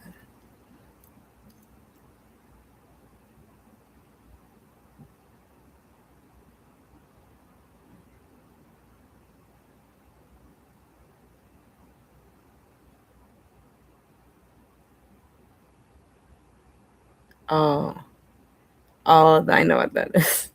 I'm like, what? It's because it's not snacks or drinks that I got. Okay, that one's legit, but something from Florida, I don't think is legit. Okay, but nobody's stolen my credit card, so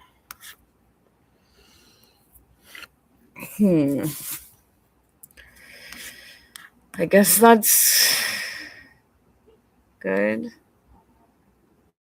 But where the fuck is my credit card?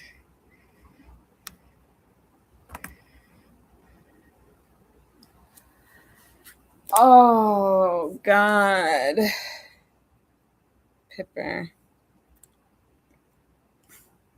Pepperoni. Pepperoni, are you a good girl? Are you a good girl? We still don't really actually have any food, though. And I don't know. Well, I do know what I have to do, kind of, to get my Cash App card working, but I don't know if I can do it.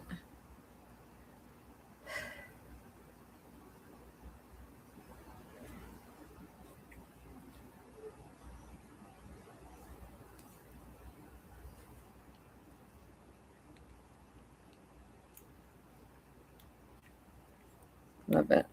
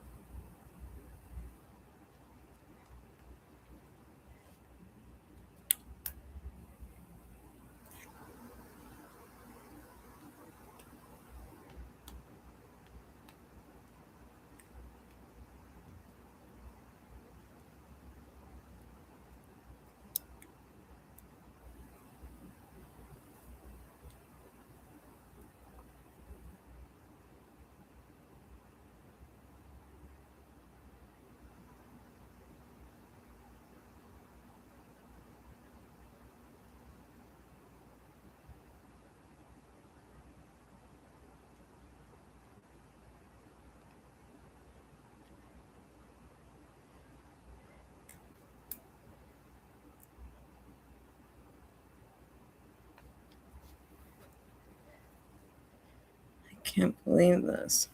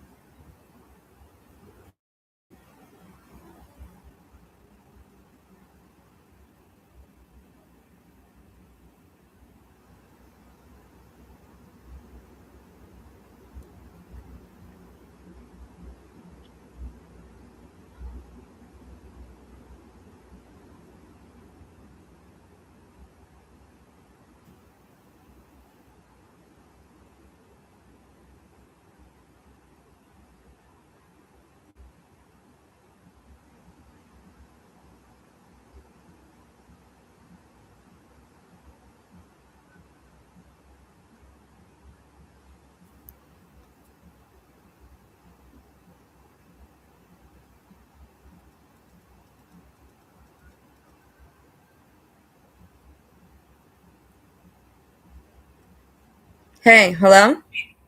Hey, hi. Hey, how's it Oh going? my goodness. Well, all right. Well, the good news is I had an MRI because they thought I had like a cancer thing on my kidney, and so I got the results yesterday, and I don't have cancer, but I got like the gastritis, which is not a big deal, right? What? But here's the thing.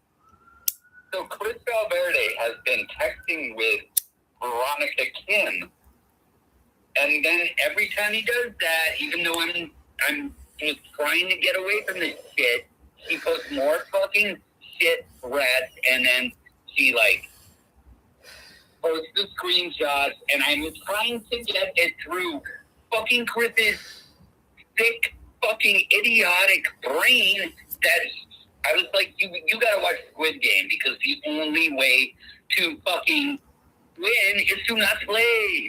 Like, he's feeding into her delusion.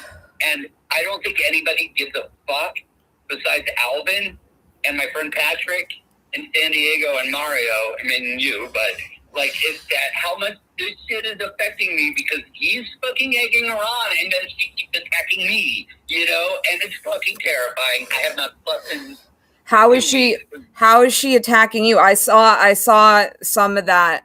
She's turning on me too, but I just don't respond to anything.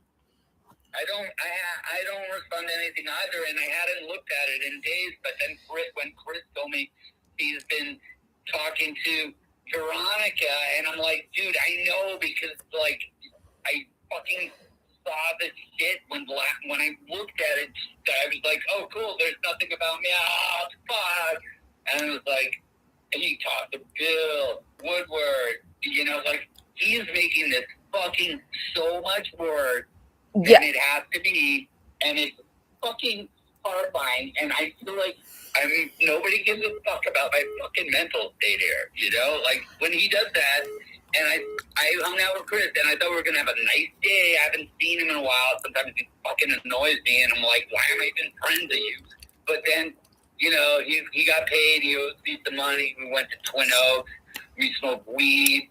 But he was acting like shit-faced, drunk all day, but where he wasn't drinking, which I don't give a fuck if he was drinking, but, like, he wasn't drinking, he said, so, you know, and now he's like, I was like, dude, if you're gonna fucking try to charge her with attempted murder, go talk to a cop. Don't fucking taunt her mother, because you know it's gonna get back to her, and then her shit, it's like feeding her fucking insanity, right? Yeah. No, it's like, what's the point? What does he think is the point of texting her mom, and especially saying and call Bill Woodworth and tell Bill Woodworth why is he texting that to her mom? Like, how does he think? Like, what does he think that's gonna do? I think he told me I was being first two days ago. I was like, dude, I haven't looked at her shit in a couple days, and I'm just trying to fucking get some fucking sleep here because I've been fucking freaking out over this cancer thing and that. And I've been like getting no sleep for like 2 weeks since she popped up. But then he told me, like, at that time, oh, yeah, well, that's a good plan. And I talked to Gloria, and I'm like, dude, I haven't drank besides a few fuck-ups here and there, which I don't even count, and whatever, like, 2 drinks here and there, like, 3 times in the past 329 days. And so Gloria's all proud of me, but, like, this is going to make me fucking drink. You know, I was like, that's what I'm trying to do. You know, like... Well, but I didn't see Michelle like posting more stories about you or anything.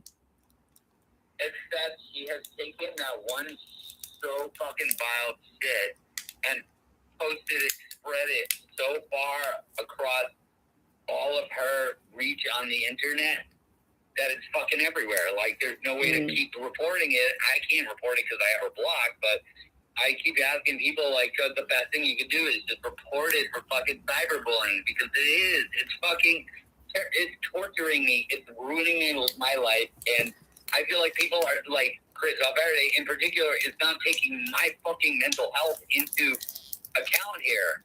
Oh, yeah. Like, You know, that's fucked up, man. I mean, I don't know what goes through his mind to be like, he literally like buddied up to my abuser. My abuser literally told him legal like fucking shit he was planning to do against me to fuck me up. He told it to Cav, and it wasn't until I figured it out that had happened that I even like, it's like Cav didn't even bring that up to me. He didn't call me and go, hey, this guy that I said that I was going to murder before. Barbara's boyfriend, I like him. He's a nice guy. It's like, okay. It's like, what goes on in your fucking mind? Like, I literally don't understand it. Are we dealing with a crazy person too on that one? Because as much as like, I mean, like everybody like is crazy or something. Like I don't want to deal with actual crazy people. Like I don't think you're crazy. Yeah. You know what I mean? Like, so sometimes I'm like, is Chris Verde actually fucking nuts? Because here's the thing. Today I haven't seen him in a while, and he's like, get lunch, and I've been up since like 6 in the fucking morning. So I go and I'm like, let's just go to fucking Twin Oaks. So we go to that gangster place which is all wood paneled, old school Rhode Island. And it was great, right? But the whole time it's Michelle Wan, all the fucking plans to get back. I was trying to figure out where she lived. Oh, he's been texting Veronica. And I was like, dude, I can't hear about this shit. And then he was like, I'm just going to like go drive you home because you won't fucking drop it. I was like, you don't understand. I can't fucking keep thinking about this. Yeah, like, and then he's like, no, it's a nice day. It's fucking crazy weather. It's all drama, storm, but not rain. But so we ended up, I was like, okay, well, like, I don't want to go home, but like, all right. So we went to like the ocean, to a few different ocean spots, drove around, and then we go back, and then he's like, yeah, it's Veronica Kim. I get to her again, you know, and I'm like, what the fuck are you doing? And I was like, dude, every single fucking person I know, and you know, including fucking Marlon, Dan Godinsky, all the AV guys have told him to leave it the fuck alone, because now she's like naming his kids on the fucking internet. And I'm like, dude, and he keeps saying that he's going to go to the cop in Brookline, the head chief of police, who was the psych cop who didn't take her in first when she tried to kill.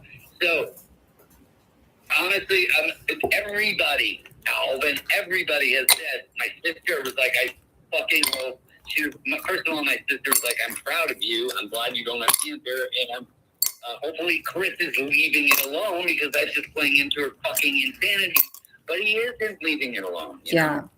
I saw, like, what did she, because I just saw the other day that the stuff that she was like posting about Valverde, and that like whatever his text of his stuff that said like she's talking about my kids or whatever, but I didn't see anything of her. What did she post about his kids? Other than, and I don't see this one, she must have noticed that it was like way too like thready, but it was like, I know what your kids' names are, and I'm trying to remember Shannon's last name. Like, it was like bad, you know? Well, yeah, I mean, it's like with like by him, it's like he's only egging it on. I mean, exactly when I saw that, I'm like, so do you want her to start talking about your kids more? Because can you call him and like tell him this? Because he will not fucking listen to me. He won't listen to my sister. He won't listen to fucking Albert. He won't listen to anybody. He's like, no, he's going after Jarba. And I'm like, dude, you're making... She's like, the newest thing is like, oh, bunker babes, I'm coming for you. You know, like, what the fuck, Calvin too, you know, like, then she makes this fucking stupid video, that's the latest thing I've seen, where she's like, what did I do? I didn't cause anything. Why is this out there? They coming, you know, I'm like, what the fuck, dude? wait, what did she say? She said she's coming after me in her stories? She said, bunker babes. Everybody, 21 Naples and New Alliance. That, what'd she just say? She just said, I'm coming for you? Let me go back and find it. Dude, I have like so many folders worth of fucking insanity right now that I can't even. I have a whole nother. All right, so there's one that says, "Are you watching New Alliance? Maple Street, Brooklyn. I remember everything. Letterman, you have done enough damage. The ones always pay our debts." That's the like biggest threat. Then there's another, and she goes, "In 2020, Mel Letterman invited me to live in his parents' place in Brookline, which she fucking used her fucking pussy to make me, to let her try to get away from her mom. I wasn't serious about that, you know? Yeah. I was dating him and the ex-Marine sergeant at the same time. They knew. I did not know. Yeah. I started hanging out in the Letterman's basement, which I started calling the bunker. As the COVID started, there were 6 people hanging out at the bunker. One was a contractor from Mass who called himself a consul. As a giant wasp, dude, he started controlling the household, even though Mel's parents played. Mel's female mother relied on him rather than Mel and let him. That's so fucked up. Like, and then she goes, he would enter my room, and Mel gave me whenever. That Mel gave me. I didn't give her a fucking room. She was supposed to pay rent, though. Whenever he pleased and threw out my stuff. He never threw out anything. Yeah, that's just a total lie. He was always ordering me around like he's Darth Vader. He himself is going through a divorce and was only allowed to see his children on supervised visits. He would throw out words, the N-word, like it's nothing, which he does.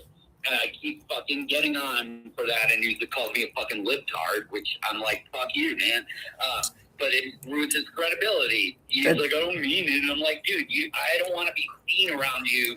I don't want to be associated with you because you're going to be the fucking guy who uses the N-word with fucking hard R in Boston music scene. Come on, you fucking retard.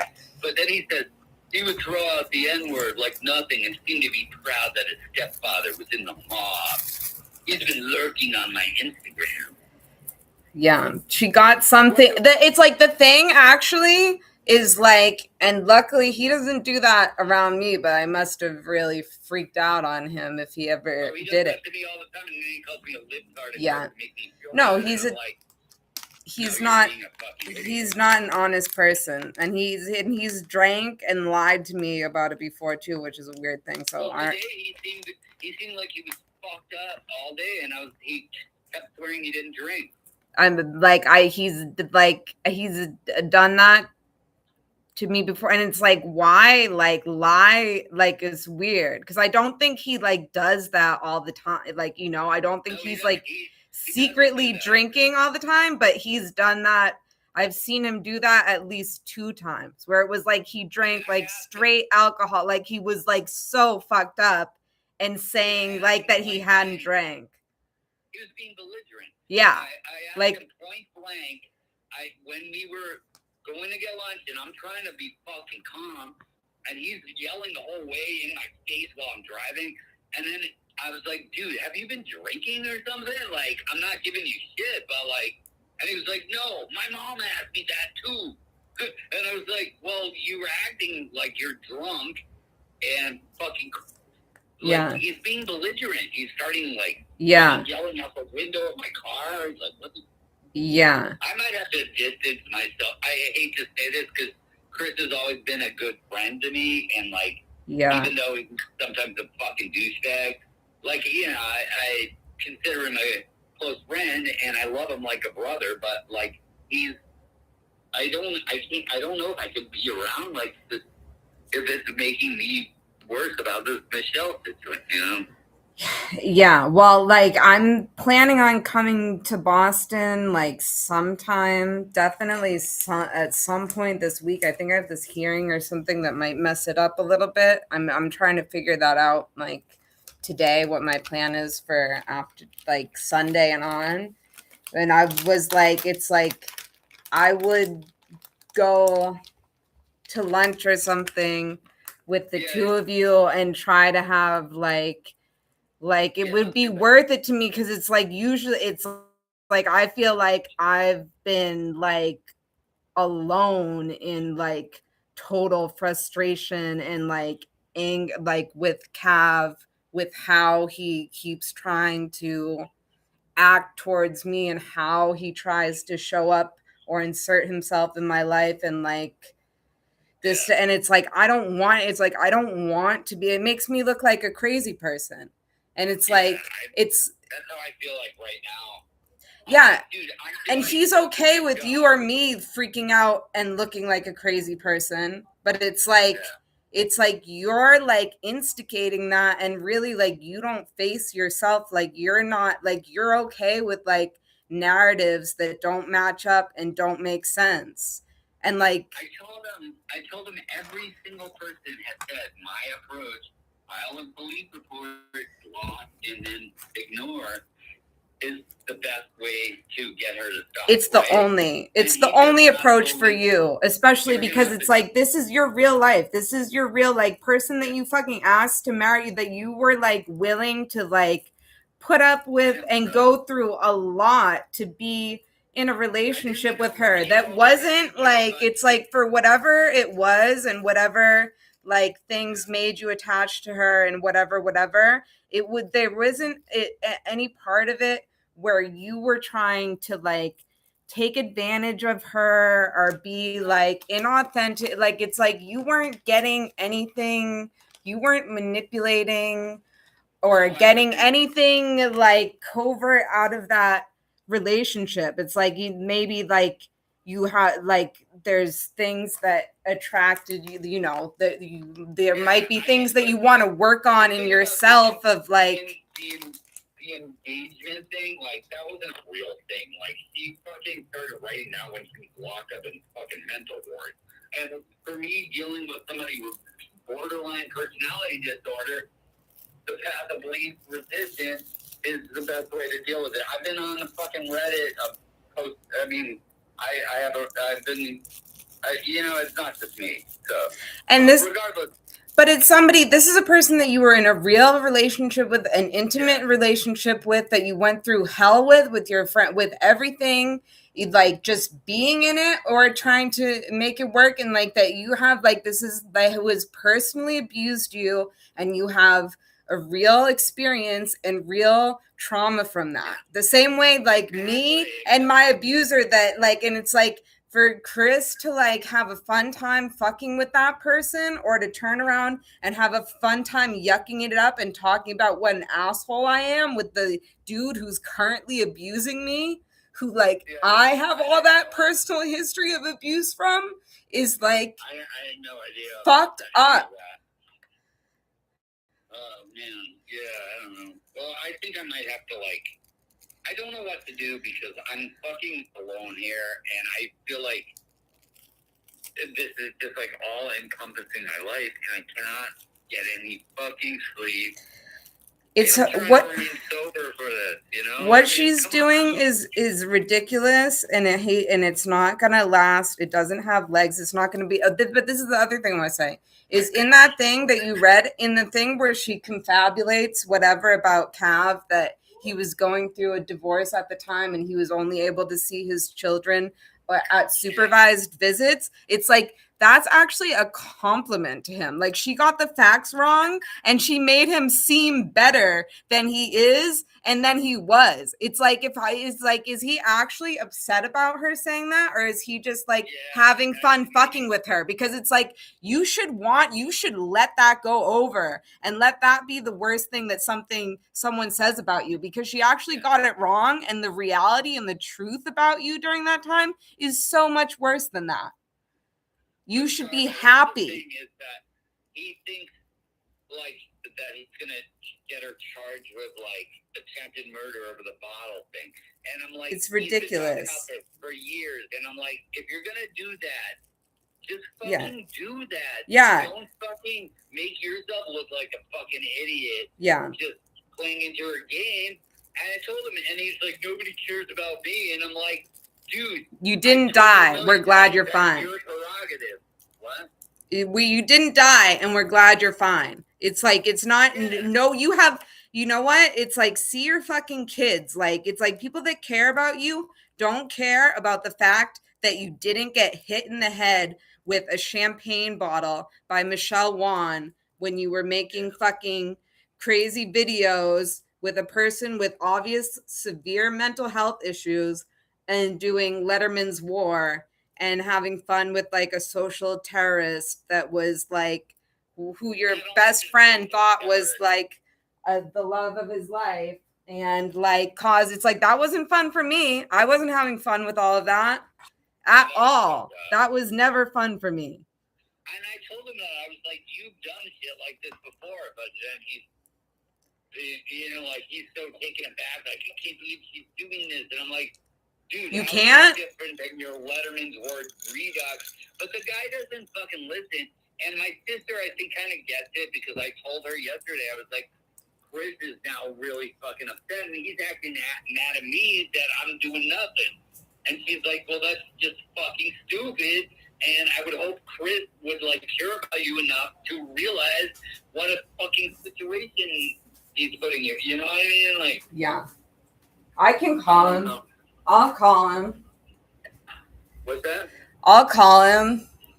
Yeah, please do. I would appreciate that. But like, it's like, if that's all, because I saw that story about whatever with the bunker and the whatever. And if that's what he's mad at, it's like, she didn't say shit about him. She actually made him out to be a better dude than doing more than he actually was or doing.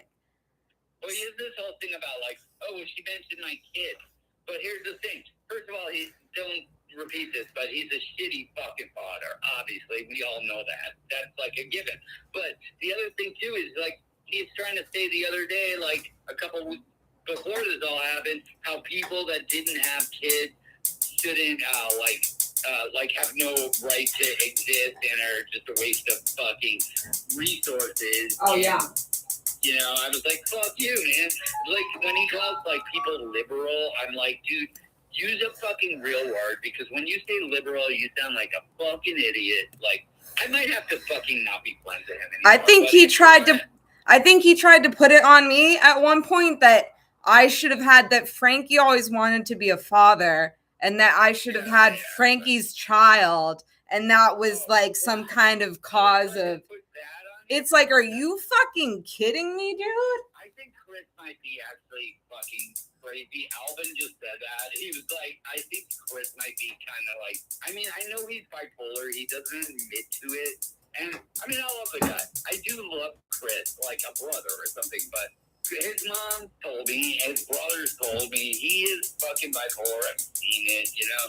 When Trump won again, he just got so fucking insufferable that I blocked him from fucking everywhere except for on my phone, and then I ended up blocking him from my phone. I was like, I can't fucking talk to you, you fucking retard. Yeah. And his whole thing is just all so black and white, liberal, terrorist, blah, blah, blah, blah, American, blah, blah, blah.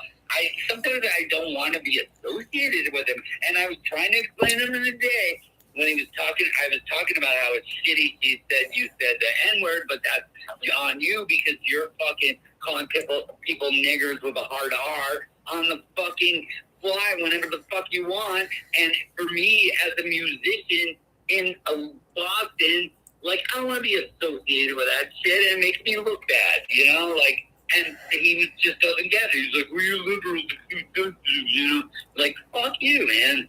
No, there's nothing cool about that. There's nothing okay about that. He definitely doesn't do that in front of me, but it's like he just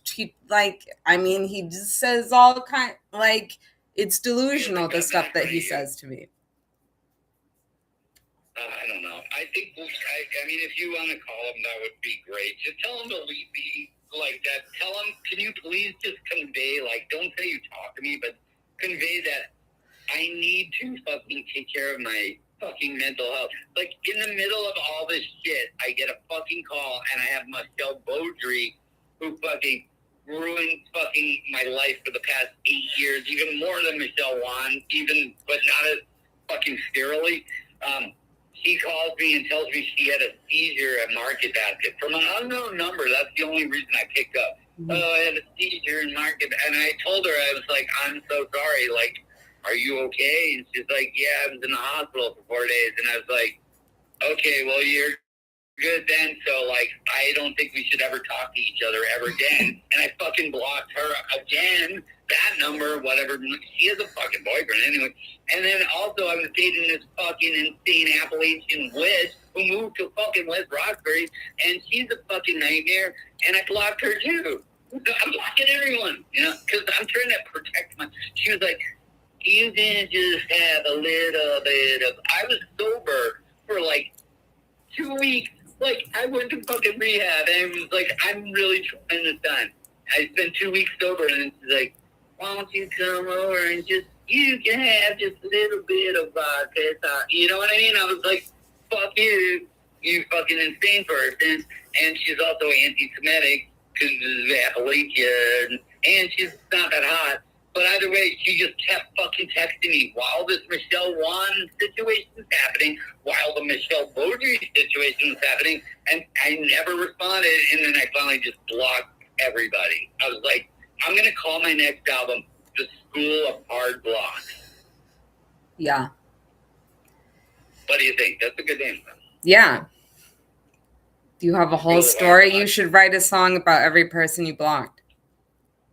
I already have, you know. I mean, it's already done. We got enough songs for the record. But, I mean, here's the stupid thing. Before Michelle Wan reared her fucking head of state, and I was like, oh, I made a YouTube channel. We just recorded some videos. We got enough songs for a record. Everything's great. Everybody loves the piano duo. We have our niche. Everybody loves us. We're great. It's just me and Mario. We're going to Europe. You know, I was like, everything's fucking fantastic. And then Michelle Wan, and it's like tonight there was a huge fucking storm, and it was a black cloud while I was driving home from North Attleboro, and it turned into a microburst where you couldn't even see where you're driving on the highway. Everybody had their hazards on, and I was like, this is fucking insane, and it's all because of Michelle fucking Wan. Because she says she always wins in her fucking psycho videos I showed the cops, and they were like, oh my God. But, you know, Yeah. but she's right, because that was her, you know? Well, it's really obvious that the best thing to do with Michelle Wan is just to ignore her. Like, it's like... Yeah, she's got bipolar, and I read so much about it. So she messages me every day, and like, I don't... If I look at it, I just screenshot it. She's written you more? Yeah, she was like asking me for my address. Oh, God.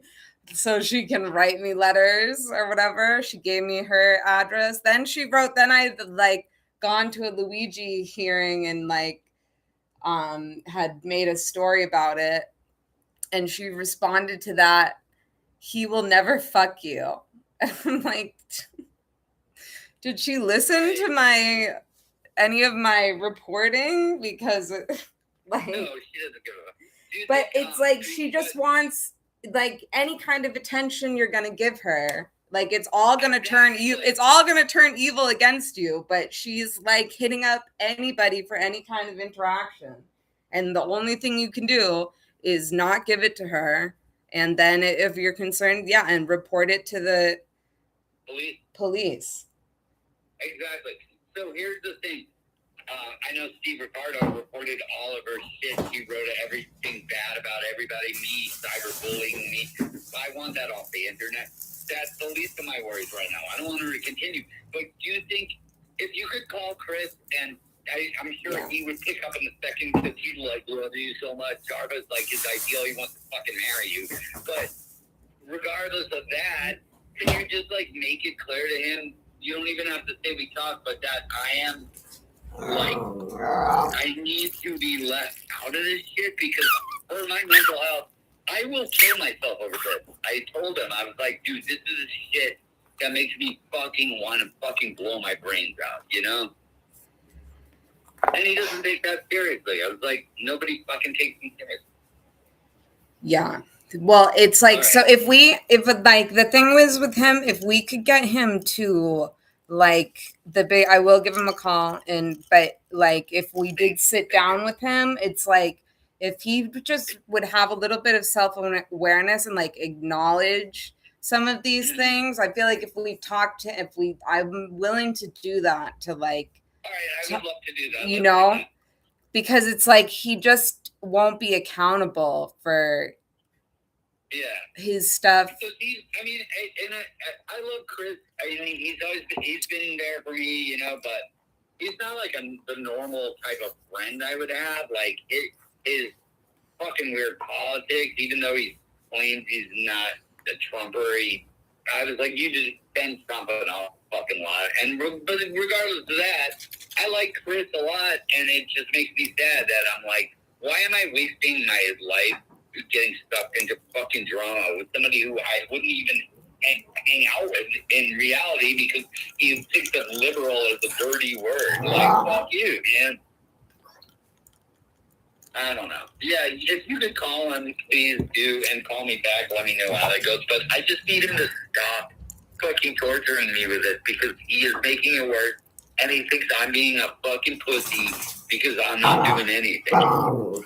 There's nothing like you responding or engaging with any of it at all is just like it's not going to be it's not going to be healthy for you, and it's not going to it's only going to engage. Like it's just clear that like the best option is to ignore him. If he heard that from you, he'd believe it. So if you can just call him now. You know what? I just gotta go. I gotta get some sleep, man. I haven't slept in 2 weeks because of it. So they put me on fucking medication. I had to go talk to my doctor and be like, this just fucking happened. I've been seeing primary care doctor for 20 years, and he fucking gave me some fucking Ativan, and it's barely fucking working, you know, and it's not even that much. Like, he gave me a week's worth of Ativan, and it's been going on for, I'm almost out, you know? Like, what the fuck? Anyway, well, all right, what, can you call him, though? That would help me out, and I'm just gonna go to bed. Okay. I will give him a call, and then I'll get back in touch with you tomorrow or whatever. Also, like, we'll meet up when you're, honestly, I want to get the fuck out of Boston. So, if you want a visitor in New York just for a day and we could talk in person, I'd be totally down because I love driving and just get the fuck out of Boston. I could go to New York, get you, and then drive you back to Boston. Saturday I have my nephew's graduation party, but Sunday I'm free, you know? I would totally drive to fucking Brooklyn, get you, and then, you know, like, I just want to get away from this bullshit, you know? This Sunday? I could do Sunday or Monday, and come to New York, hang out for a little bit, and then just drive back to Boston. Like, I don't even care if we hang out in New York. I just want to fucking drive and get the fuck out of town, man. Okay, we could definitely talk about that, because it might be... All right, so why don't you think about that? And Sunday I'm free totally, and I got a car, and I love driving, and I think it would be good for me to get. I would like to get like a Knish or something. Yeah. That's about it. Like, but yeah. All right, cool. And then Mario's actually in New York with his wife all week, so we haven't rehearsed. But next week I'm gonna start rehearsing like Wednesday and Friday again. But because our piano rock band really should be the focus of my life, because we're fucking awesome, man. We're neat. Keep it. Nobody like us. Like, dude, we're gonna be fucking huge. And I haven't thought that since Victory is days. You know, I'm like, dude, this is like what I wanted to do, you know? Yeah.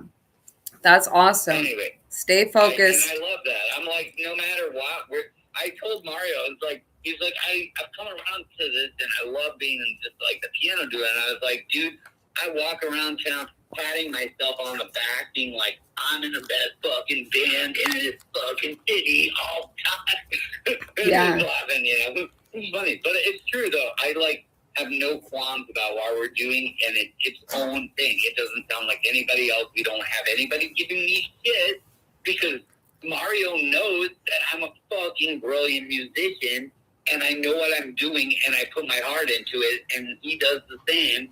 And so there's nothing stopping us. I'm like, dude, we're going to Europe next spring. And he was like, cool. I was like, we might have to pay ourselves. And he's like, cool. You know, he was like, we'll set it up. You know, like, yeah. This is the best. Two people is The easiest. So, yeah, if you could call Kristen. Thank you, Jarva. I love you. Thank you for picking up. I know you're like always busy, but like it's always like I honestly like I just talked to Alvin. I was like, I feel like I got to talk to some sane people because Chris Valverde acts like he's the sane person, but he's actually acting fucking crazy. And I think my sister kind of realizes that when she said like, "Oh, I'm so proud of you. You're handling this good, but like." I hope Chris is too. And I'm like, you know, like, yeah. He's got to stop egging it on. So Michelle Wan's latest things are all about Chris. So at least it's taking it off of me, but it's coming back to me. It's going to come right back, you know? I just want her to be fucking gone from the internet. This is all cyberbullying, according to Boston police. They're like, you couldn't get a restraining order based on this. So maybe I should. But I mean, the reason I haven't done that is because I don't want to even like give her the satisfaction of me being like, this guy got a restraining order, and then he'll just write more crazy shit. You know what I mean? Yeah. I don't know if you got one, if you got one without her having to show up for it. I don't know if they would inform her of it or not. How it would go is it would be they'd arrest her, 10-day restraining order. She'd have to bail out, and then in 10 days, I'd have to go to court against her. And I don't want to fucking do that. I don't want to. Wait, that's what would happen if she violated the restraining order? No, that's what would happen regardless of like if I wanted to extend the restraining order past 10 days, I'd have to go to court, and I don't want to see this fucking evil. She's the most fucking. Like, I know it's like, saying evil is like one thing, but I'm like, dude, she's not just fucking evil. She's like a fucking completely diabolically, criminally insane person. Yeah. You know? But She really is. The blessing is that it's like so obvious and that she makes it so obvious, you know? It's like. That's what I told Chris, but he's like, you're being a wuss because you're not fighting back.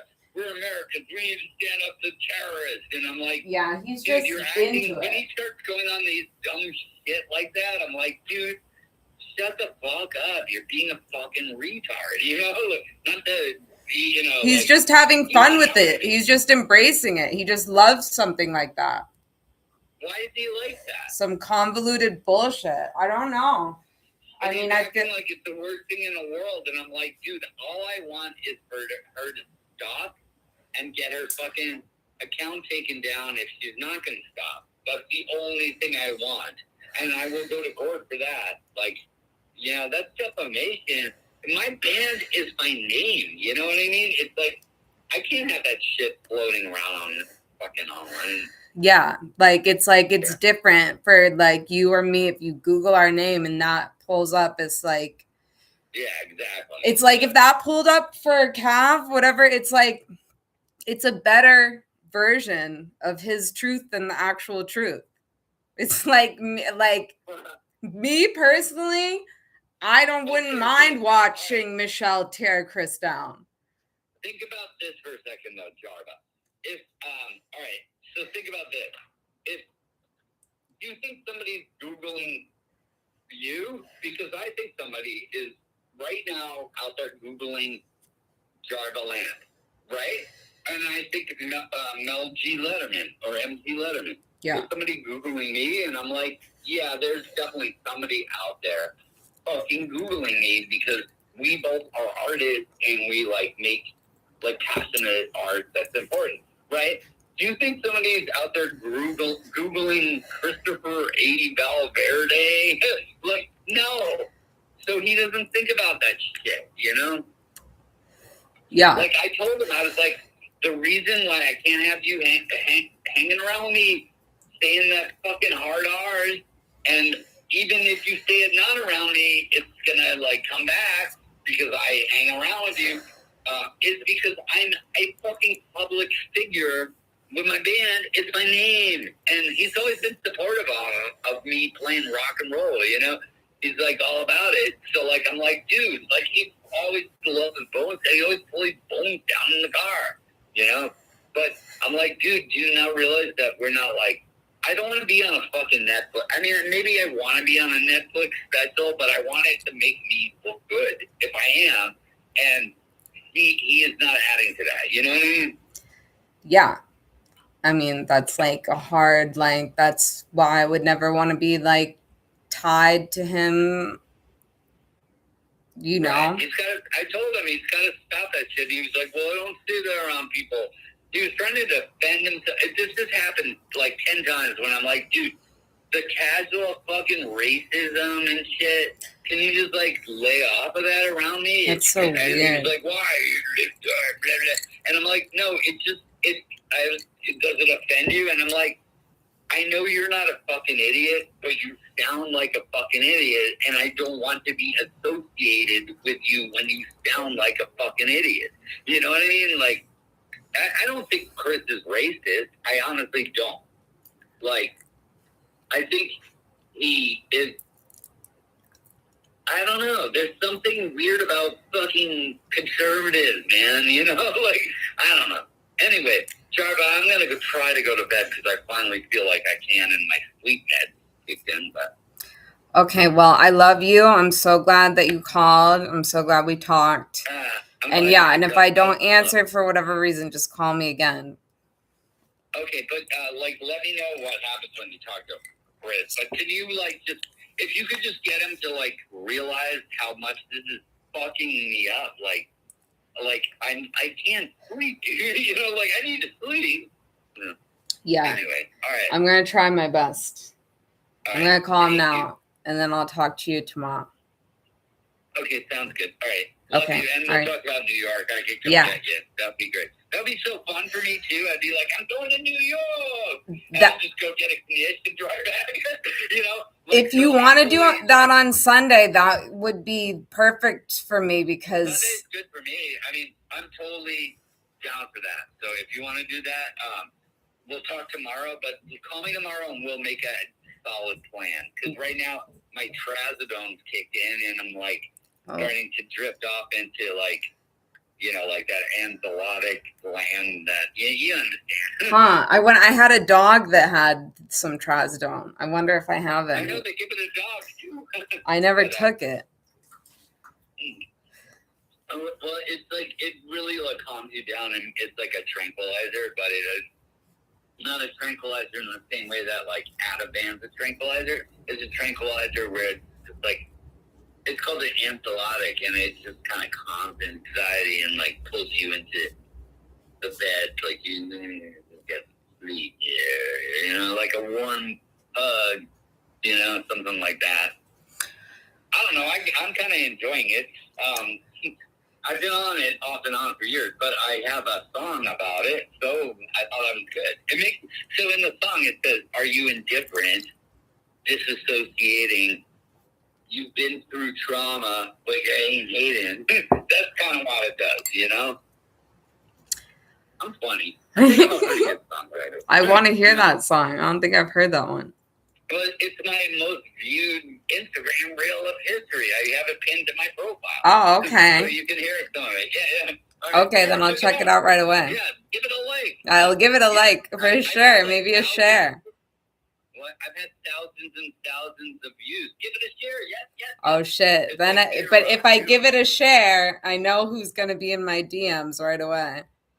Do it. That would be awesome. All right. I'll talk to you later. Let me know what happens. Okay. Thank you. Okay, sweet dreams. Love you, Mel. Sunday tomorrow. All right. Yay, I'm excited. Okay.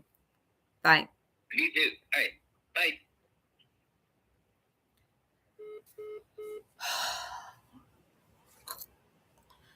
I don't want to call. Welcome, Baker LVS.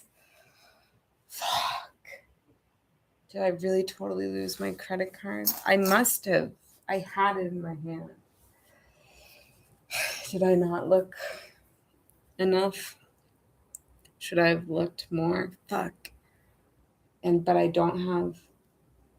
We're out of dog food too, aren't we? I didn't realize that. That's not good. That's not good. Okay. Are we gonna call Cav?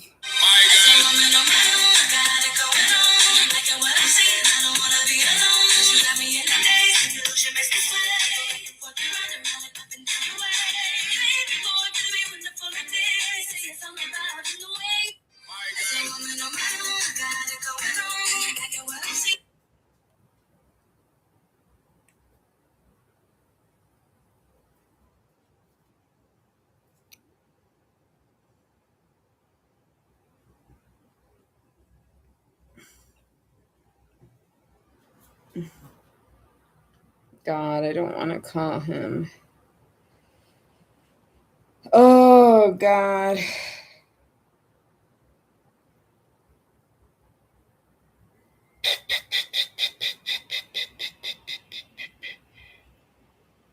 But I guess I'll do it.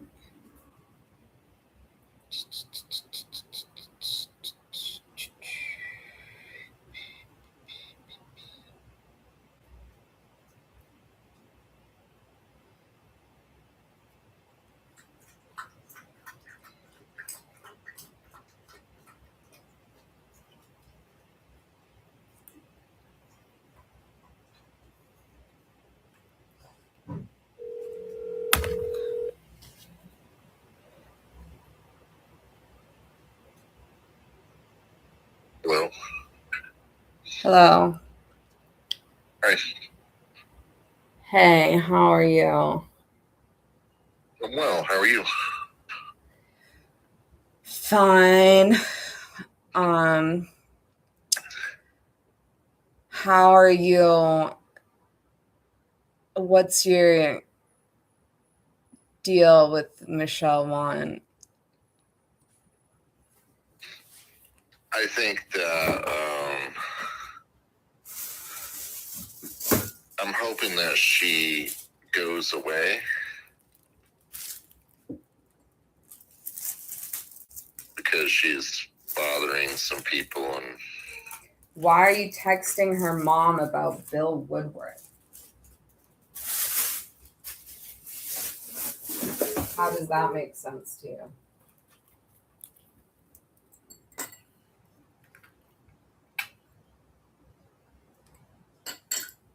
Hello?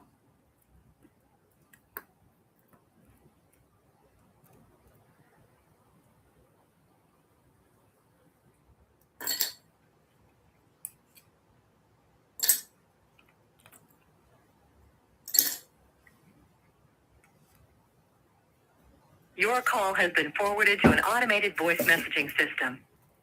508. I guess his phone must have died. Okay.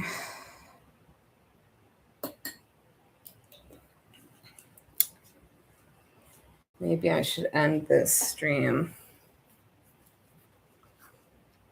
and start a new one.